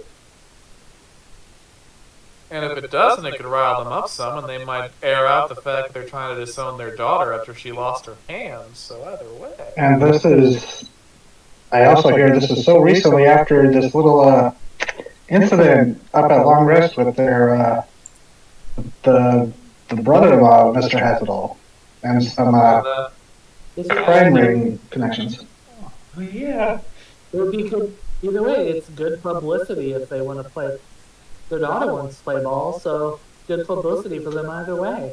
Bit of a risk, but it's a possible big rewards at that risk. So now is when you guys have to officially roll and manipulate someone. We've gone through some argumentation. Now we got to see And whether or not Kaiko's also going we to. steal this deal. And I know you and my boss haven't seen eye to eye before, but Kaiko says that she hands Mayor Spector some flowcharts and money flow from tourism of certain. All right. If we particularly rebrand with a certain mascots of the town, theoretically we can draw so much tourism. I don't want to be some chintzy. Then she looks at the graphs. Those are some very convincing numbers. I mean, think of it this way. You hear of Loch Ness, you hear of Point Pleasant, you hear of, this. Mill Creek, Lake Yeah, Champlain. all these places only have a single one of these legendary cryptids there, but here, I mean, just within the first week of moving here, I was hearing about, South Sam, the Altapogo, Exactly. the Mothman. Exactly. And you want to know what these are? These are corporate mascots. Public domain. You don't have to pay anyone for them. Already designed, and it markets itself.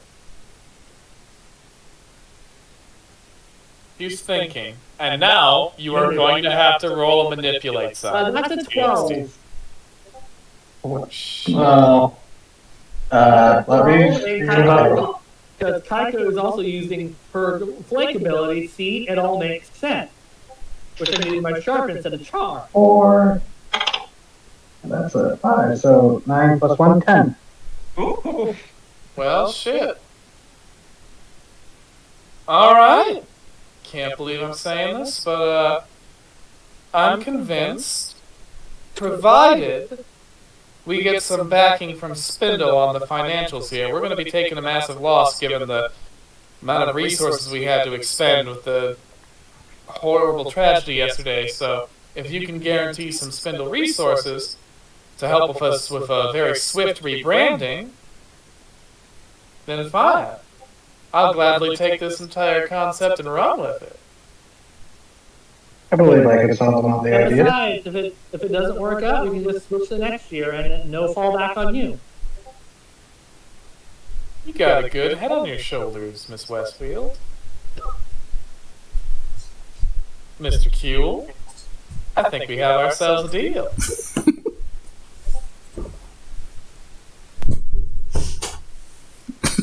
All right. You sons of bitches. You fucking did it. Oh, those three assholes are fucking in for it now.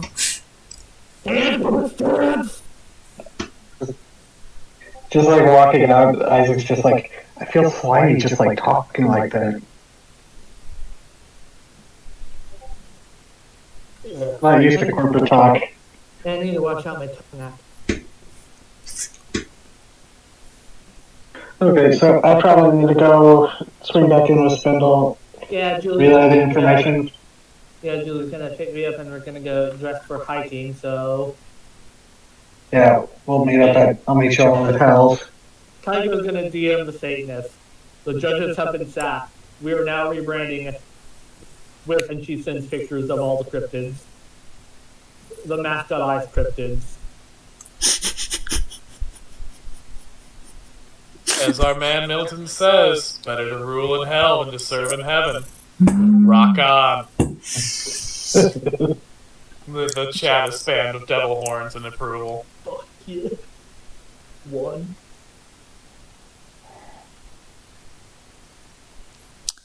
Okay. Hal has dropped off the candy child by this point, and he's heading back to the house. Who did you drop it off with? Mallory. I We're told in a him. roleplay. Yeah, how's Figure We're in a that? roleplay. Yeah. Alright. You come into the wax museum. Simon's working at the front desk. Oh, hey, Al! Hi, Simon. I just have to talk to Mallory real quick. Is she here? Oh, yeah, she's in the back. Okay. He heads to the back. It's like he's talking soothingly to the candy child, which is I Find Mallory feeding dead pinky mice to the bit of the Alto mass that they preserved in the fish tank. he knocks so he doesn't startle her or anything. Hal, hey, come in. Hi, Mallory. I have. Well, I mean, everything we've brought you so far is weird, so I guess you're probably used to it. So our new friend Suki stayed over at Celia's, and apparently Celia has a problem with cursed gingerbread men. The fuck? Yeah, that's what I said. I woke up to a text this morning saying that Suki had gotten stabbed in the stomach with a fork by one of them, and was now bleeding raspberry, strawberry, something. Again, that's cherry. Maybe, yeah, it was cherry. It was cherry, which is worse than either one of those. And then they asked me to come over and heal her to stop her from bleeding, which is, reasonable reaction, I guess. So I did, and then this little guy popped out. And he shows her the candy child. Make sure she doesn't hurt him. Slightly concerned, it's like, okay, so you want me to figure out what it is?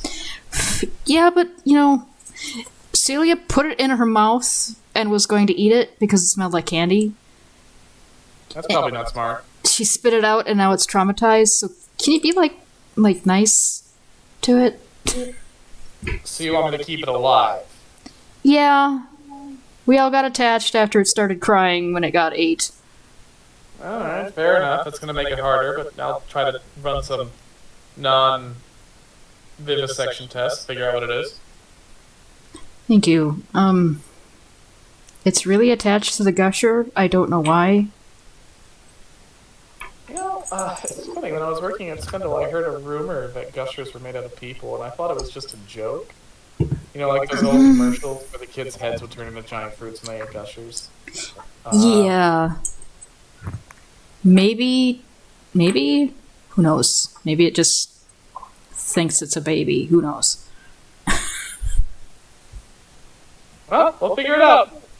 Hey, thanks. I'm gonna go hike in the woods to look for a dragon now. If I don't see you, it was nice to know you. Good luck. He waves over bring his... a suit covered in spikes. That kills him in myths. I don't know if Mom has one of those, but I can check. He waves over his shoulder as he leaves. So he walks back out and goes, "Hi, Simon. If I don't come back from this hike later, it's been nice knowing you, and you're a really good dude." And he walks out the door. Sal? I'm sure you'll be fine.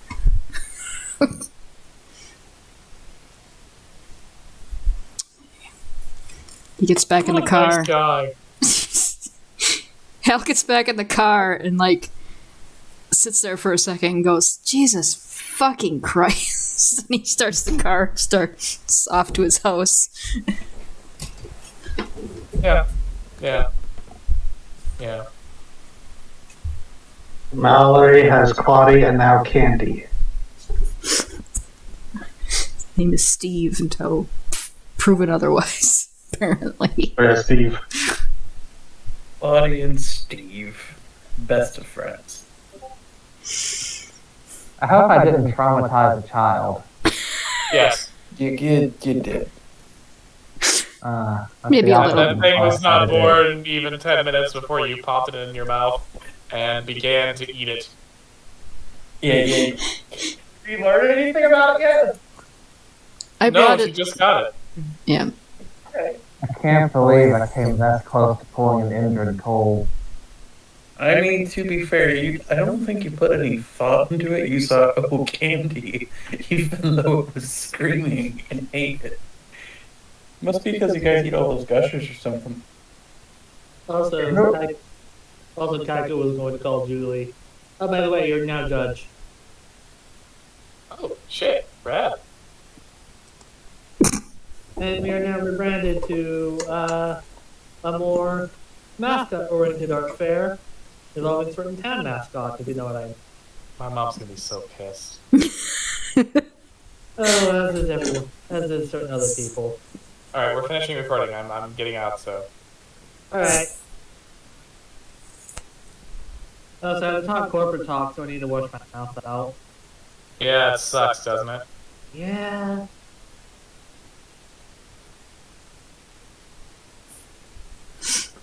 Well, see you later. I mean, I'm coming out. We're gonna meet up. Right, yeah. Talk to you in a bit. Fucking Alright. nerds. Cute. Yeah.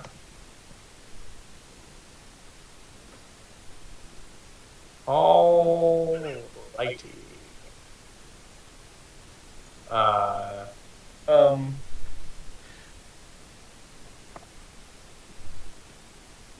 What the fuck? What's the house look like this morning? Alright,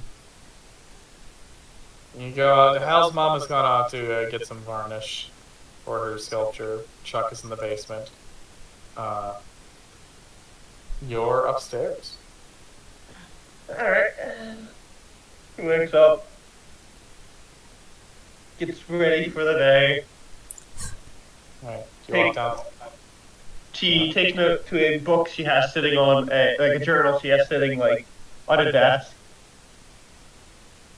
Opens it up and scribbles something near the end of where she is writing in it. Closes it up again. Stares the cover for a second. Doodles something on the cover of it, and then she heads downstairs. Alright. Hal? As you come downstairs, you see that there is someone. You hear someone in the kitchen. Oh, Hal? What's Hal's mom name again? Miriam. Marion? That's gonna be weird. Peeks into the kitchen. There's a person in a white robe with a blue sash working. What? At the counter.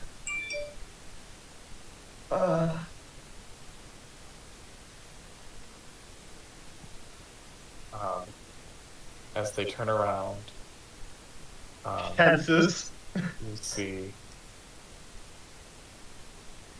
this face staring at you from their head. Oh, fuck! Mother, she... Hi? It holds out a plate to you, and the plate has just raw eggs on it. So I know that this thing probably Yay, destroyed. y'all, eat it. I know this thing needs to be destroyed, right? Yay, y'all, eat Can I it. read a bad situation? Yeah, go ahead. Alright. Let's see, next situation, it's a 10. Okay. Are there any changes I haven't noticed? No. How do best protect the victims? I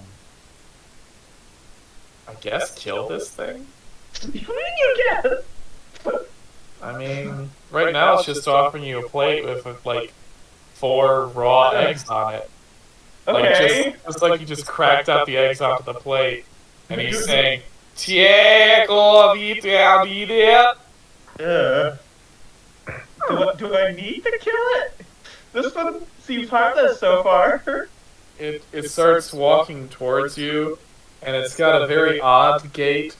Like, what's going on beneath its robes isn't exactly human anatomy. Tiago, vida. I'm okay, I'm not hungry. And its hands just let the plate drop. Oh god. Blood! What? You want blood! And it puts its hand on one of its wrists. No. Do not do what I think you're about to do. Okay. Take a seat. Take a seat. Please. It picks up the chair.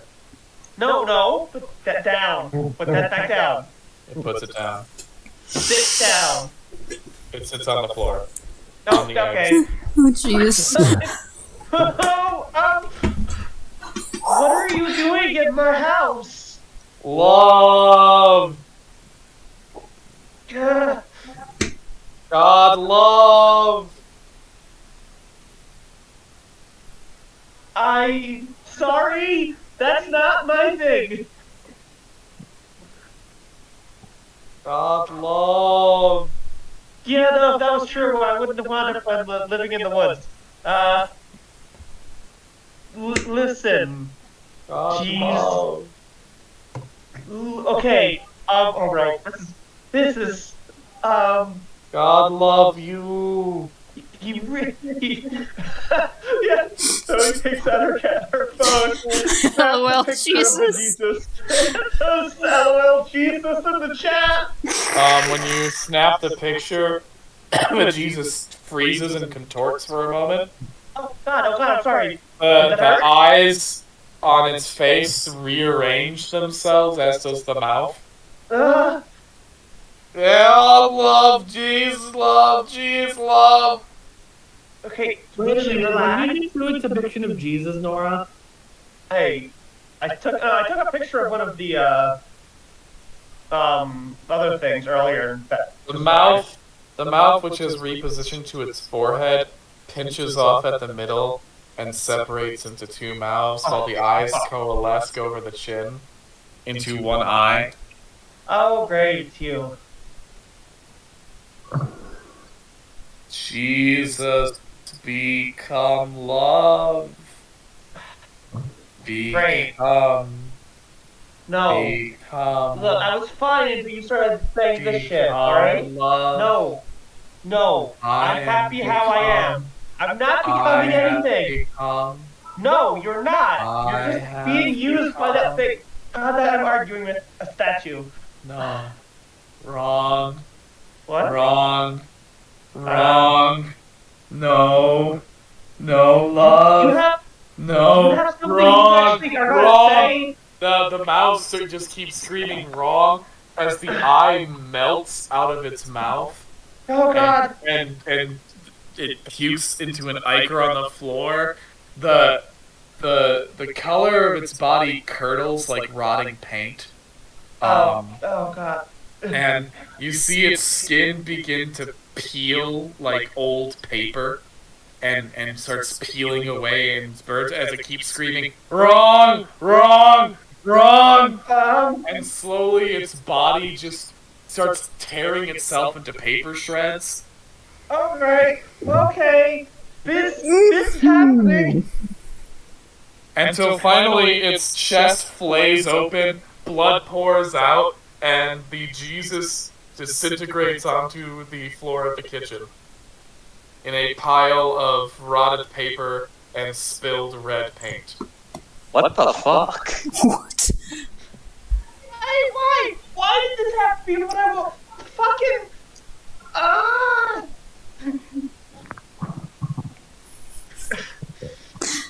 A couple minutes later, Hal comes into the house and he's got a fucking. Here's her scream. He has his fire axe already because you fucking posted that in the group chat. Fucking died, Hal! Okay. He's looking at the mess on the floor. It's just like, it just died by itself? Fucking died! It started saying it was wrong! You know, I guess because, some of the depictions haven't come out right and aren't suitable for things to become. I guess this is one of them, like some of the others I've seen. So it just fucking died. It tried to do the whole eye-mouth thing, but it didn't work. It started falling apart. God damn it! She walks over to the fucking mess. Are you there? Hello? Can you hear me? As you pick it up, you find a piece of paper that has some writing on it. She snatches it up. It's a signature of a woman named Pauline Mulva. We have to find this person at some point. She hands it to Hal. She kind of just shoves it out. Okay, This is the artist. Can I do some kind of check to see if I know this name? Yeah. What would it be? Let's just do a sharp check. Just roll sharp. Straight up sharp check. Okay.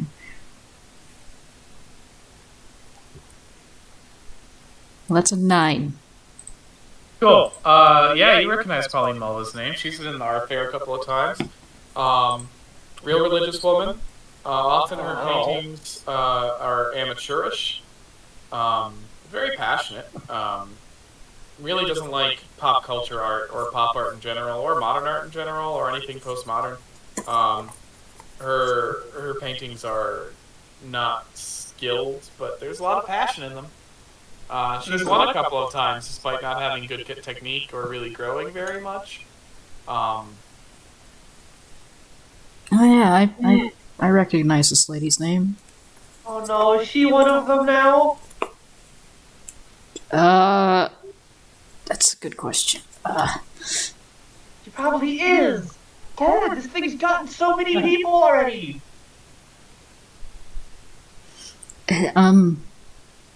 Her paintings, I don't want to be mean to the lady, but they're not exactly skilled, but she puts a lot of herself into them, so you can respect that. But, Yeah, as long as she's not an asshole, I don't care if she makes Jesuses when they're not killing people. But apparently, Seniac does care? And he's looking at the puddle of goo on the floor. Maybe he prefers things that turn out better, but like she made this, so she has to be at least starting to turn already. Yeah. Both of you read a bad situation. Yeah. All right. Zoe's not been doing super great with this tonight. Let's see. Oh fuck. Come on, Hal. That's a 13. Shit, double sixes. Holy shit. Nice. All right. Read a bad situation is it's sharp. So. That's a 7. All right. Zoe, you see a I man. have noticed. You don't have to worry about the questions. Okay. You see a man outside the kitchen window. Oh. Looking in. A man dressed in a black turtleneck with a black scarf, with black shades, and a black beret, and black pants, and black shoes. Looking in at the mess on your floor and scribbling down notes before walking out of your yard. Zoe fucking books it after this man. What? She fucking books it after this man. Alright. You're gonna have to make an act under pressure roll to catch him. Alright. It's extra pressure. That is a 9. Alright, let me get up to act under pressure. Okay. So, I'm gonna give you some options. Okay. So I have to give you a worse outcome, a hard choice, or a price to pay. He is, despite like him appearing like he's calmly sauntering, he's moving oddly fast. So to catch up with him, you would actually have to run very, very fast and possibly end up deep in the woods again. No. Alternatively, Oh. you could attack him. Okay, You that's could, like, grab a rock and throw something at him. That's a And bit stop him. far. So those are your two options. Follow him into the woods, or throw a rock at him and hope that it makes him stop. You could throw a rock, like, not to hit him, but, like, get his attention. No, you would have to hit him. Okay, fuck. Man, as far as I know, he's just some creeper. I don't want to fucking attack him, or I don't want to go deep in the woods again. Yeah. Oh, wait. Can also, I think you could just not do anything. I know. You can also let him go away. Those are your three choices. Could I tell the general to tackle him without hurting him? I would say that would fall under the attack quadrant. Would it hurt him, though? Would being tackled by a large cat hurt a man? Yes. Yes. I don't want to get the general in trouble either. My little shit can fuck me up, and the general. I mean, yeah, the general could kill a man if he wanted to. I just want to fucking talk to this asshole who's being a fucking creeper.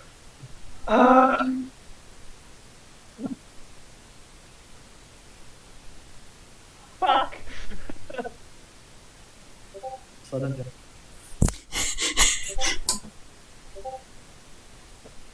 See, he's heading deeper into the woods. So he does not chase him into the woods. Okay. And she lets him fucking go. Alright, there you go. Make like a shallow surface level reading of Buddhism and let go. George Lucas would be proud. Hey! Wow. Wow. She tries to call after him. When you call after him, he keeps going at that oddly fast pace, but you hear him call back, 4 out of 10! It's not my Jesus! I don't know why you're being a creeper! He doesn't respond, he just disappears into the woods. Damn it! Is there a rock nearby? Yeah, there is. She picks it up and fucking cracks it against a tree. Alright, you crack that rock against that tree. Fuck!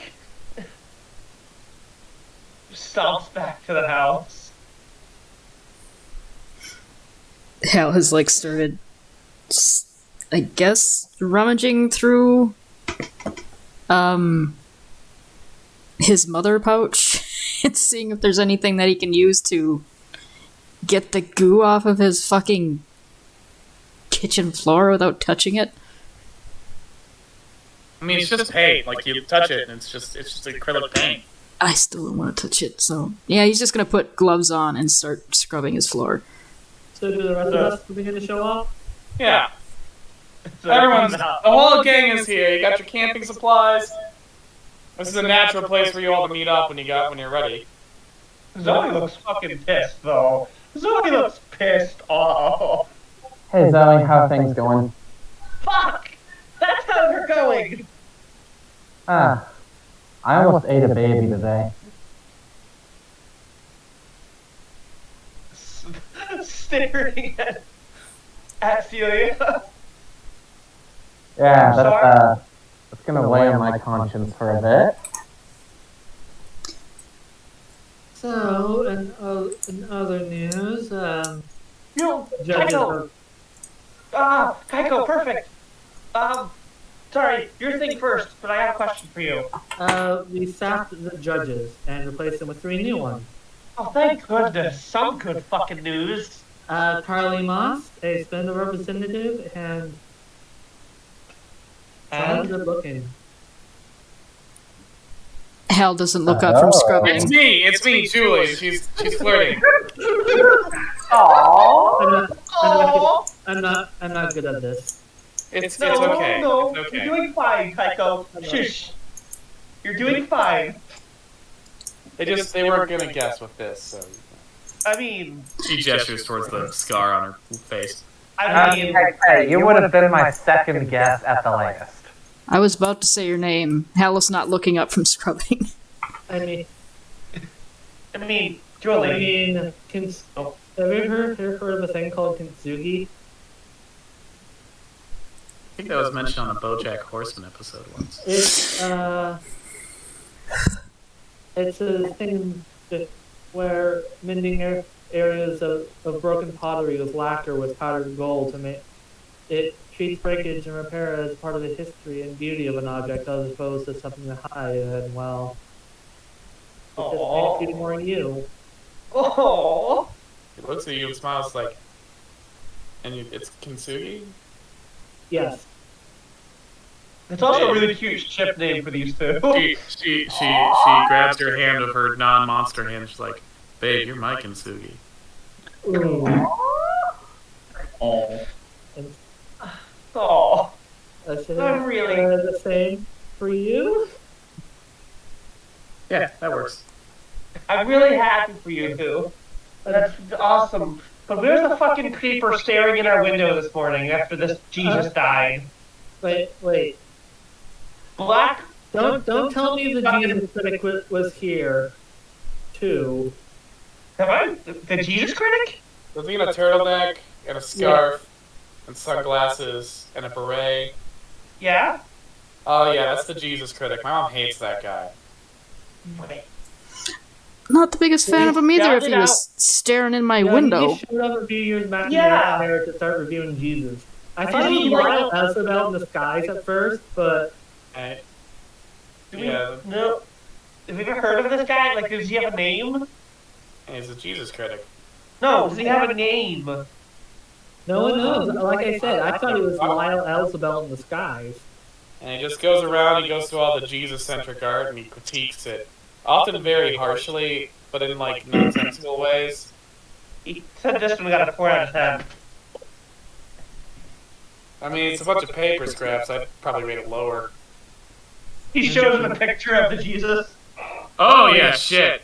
It That is was a solid 4 out of 10. That is Clark from Connecticut right there. was actually Hal. What was the name of the lady again? Pauline Mulva? It was actually by Pauline Mulva. Oh, shit. I knew her. Yeah, she yelled at me for bringing my toys into church. Yeah, I'm guessing it is. You knew her at this point. Like, she's probably gone or already starting to turn. Oh, no. No, Julie, like... I mean, yeah, it's bad. It's bad. You know, but I mean... She was kind of crabby at you at church. Like, but was she ever, like, you know, one of those people? I mean, she was yelling at people in Little Asia for not believing the Lord. He was pretty hardcore Alright. on homosexuality being a sin. Okay, fuck her, I guess. Yeah. Fuck her, I guess. I don't... And that all the I mean, I don't want people turning into monsters or whatever, but I mean, I it's believe better her I than a nice baker guy. believe the term was because we don't believe in Jesus, our skin is not yellow. Alright, Oh. okay. Huh. Zoe? Hey, I have a concern, if I may. Yes? If this is someone who went to your church, right? Yeah. Do you think she could have gotten the contamination and or spread the contamination through your church? I don't think it works that way. Like, people don't get contaminated from the art. I gotta Do make they? it. They have to make it. Oh, Also, don't a bunch of kids every year like do a thing where they do draw a bunch of Jesuses and submit it? I think my mom was organizing something like that this year. Oh, that's good to know. So we should probably sabotage her before we have a whole kindergarten full of those. Where do they do we that? didn't take care of that yesterday. Where do they have this Could we organized? Normally at Revival Life, but they're having some sewer maintenance problems, I heard, so... So not for another few days at least. Yeah, we probably want to set ourselves a little bit of time. Kaiko raises a hand to high five the air, and I imagine Drake's going to teleport in. He actually isn't. Oh, It's weird. Drake? Aw. Does He anyone left me see Drake? hanging. Drake left me hanging. Oh, I feel bad. I miss him. Aww. So he texts Drake. Yeah, there's no response. Oh. Where's Drake? There is a very noticeable shrinking in the corner of your vision, but Hal does not say anything. Kaiko's going to do a private text. Hal is very sorry. We miss you. Did he get like really hurt? I thought he just had like indigestion. I mean, he's made of ghosts. But let's not. Mostly let's- Pleurodons gets let- okay. Okay, let's give Drake time. The ghost She, don't like- forget well soon cards, or is She that like considered motions like her ghosts? eyes at the shrinking Hal. Kaiko didn't say it out loud. Kaiko No, texted Julie. me. Okay, She's looking at Julie like. She's looking at Julie like. Yeah, I need to undress out of this business secretary garb. The high Yeah, that sounds like it would be terrible hiking gear. Yeah. I did it once. So like put Yeah, the my fixed in sister her apparently hands. had to do that in boot camp. Oh, hey guys, how was the mall? Right. God, that's another thing. Like some sort of personal Canadian Minotaur or something there. Okay, we that won't one. tell you. I knew it. He was harassing me because, of course, he was harassing me. Because of course, So, of course. we met this nice lady. Her name But is that was Faust. fantastic. She gave me a charm. The Faust is in the mall? Yeah. Yes. Turn on the Things witching happen. hour or something? No, No, it was that- normal no, witching that- hours. Where her shop is. Turn the light on. Oh shit! It's almost like we should have known this since the beginning, but we never checked it out to find out. I've always said this. We should spend more time in the mall. I have a pathological fear of the mall. It gave me a severe panic attack. Then she started drinking. That's fair, Celia. Wait, Celia. Drinking's Wow. my thing. We can have multiple things. We can share things. I don't think we need two drunks on the team. I mean, to be fair, I don't think you're a whiskey I kind of a can't drunk drive, so anyway. I can't drive both of you home.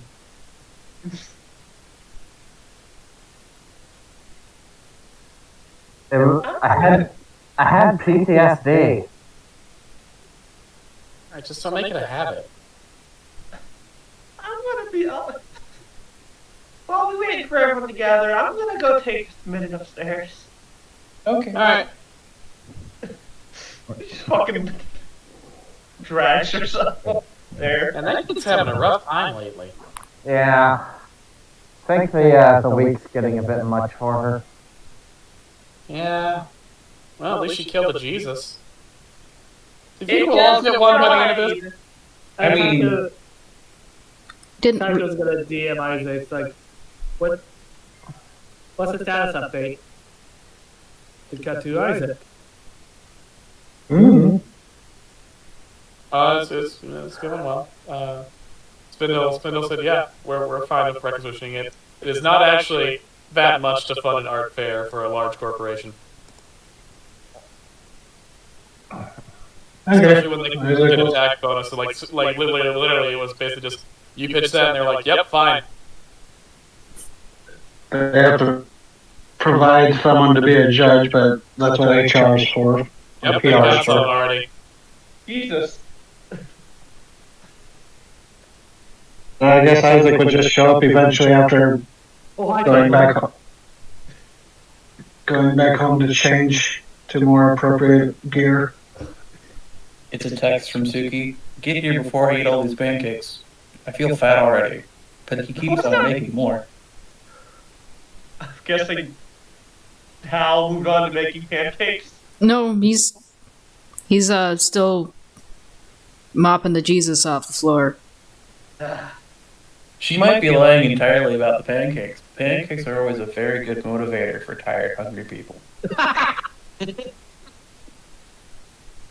So he left the room, closes the door, sits on her bed, pulls her knees up to her chest, and just kind of softly cries for a while.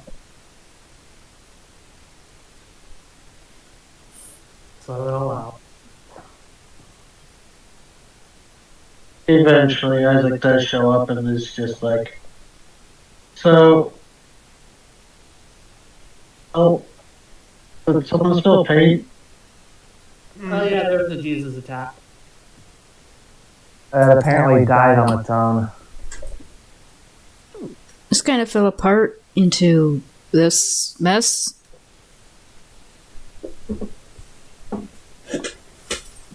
And then Does anyone...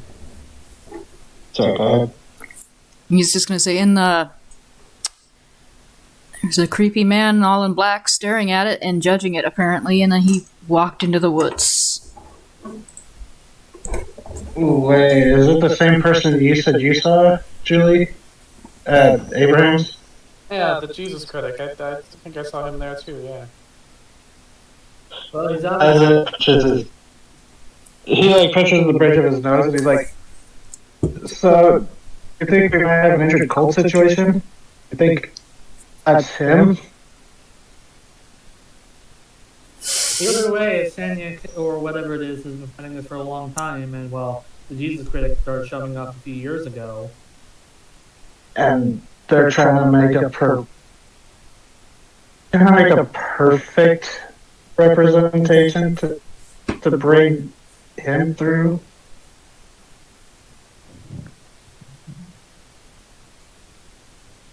That might be our anchor. You're coming through.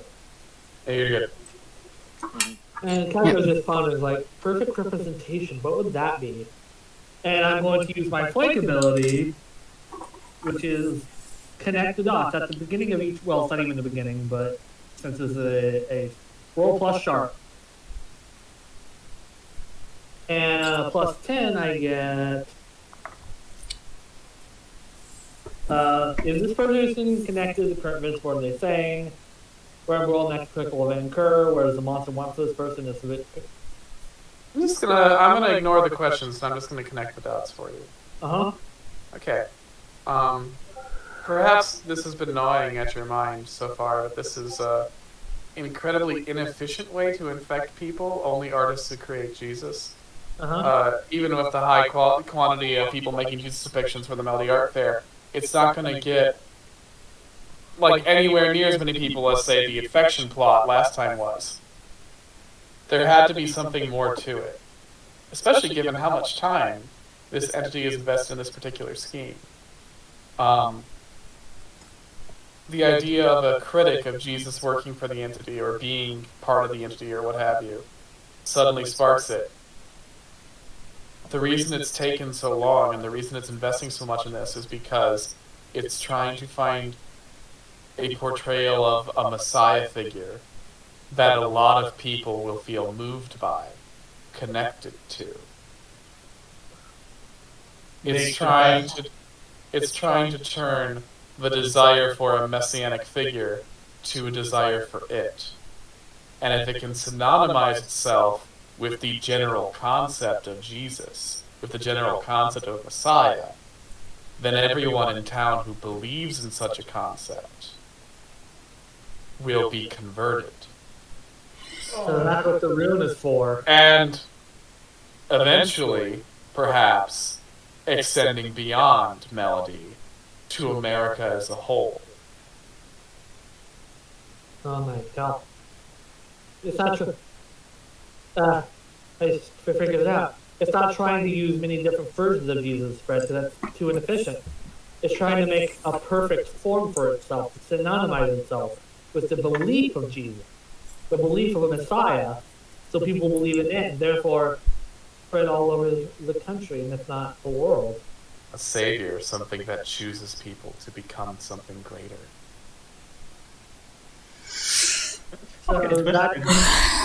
So how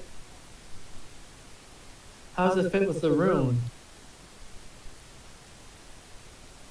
I think the room was to keep it safe so we couldn't stop it and kill it. So that could be the location of the imagery. It might be that become the once there is enough belief, that is the portal for the full entity to manifest.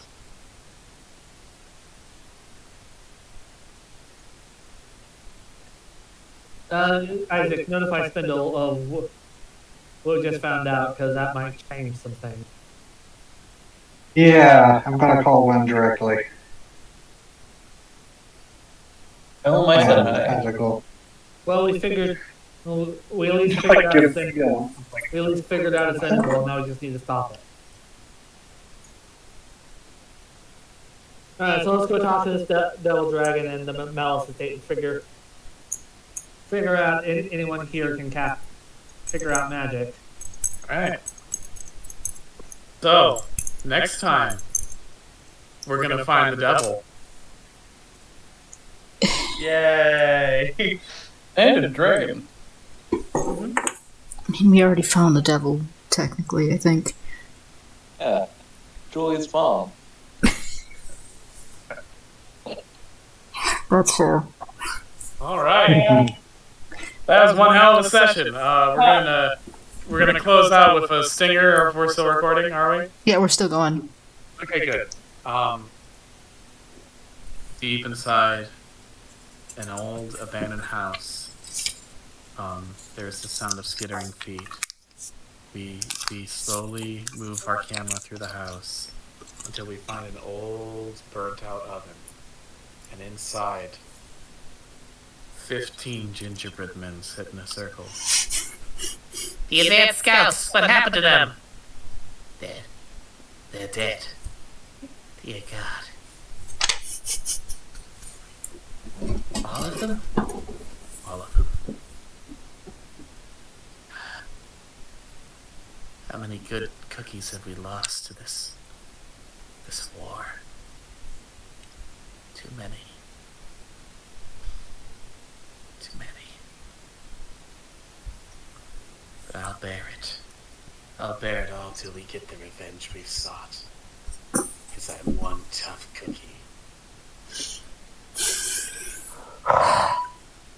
The end. God I was expecting something ominous, fucking but damn it. Fucking cookies. Fucking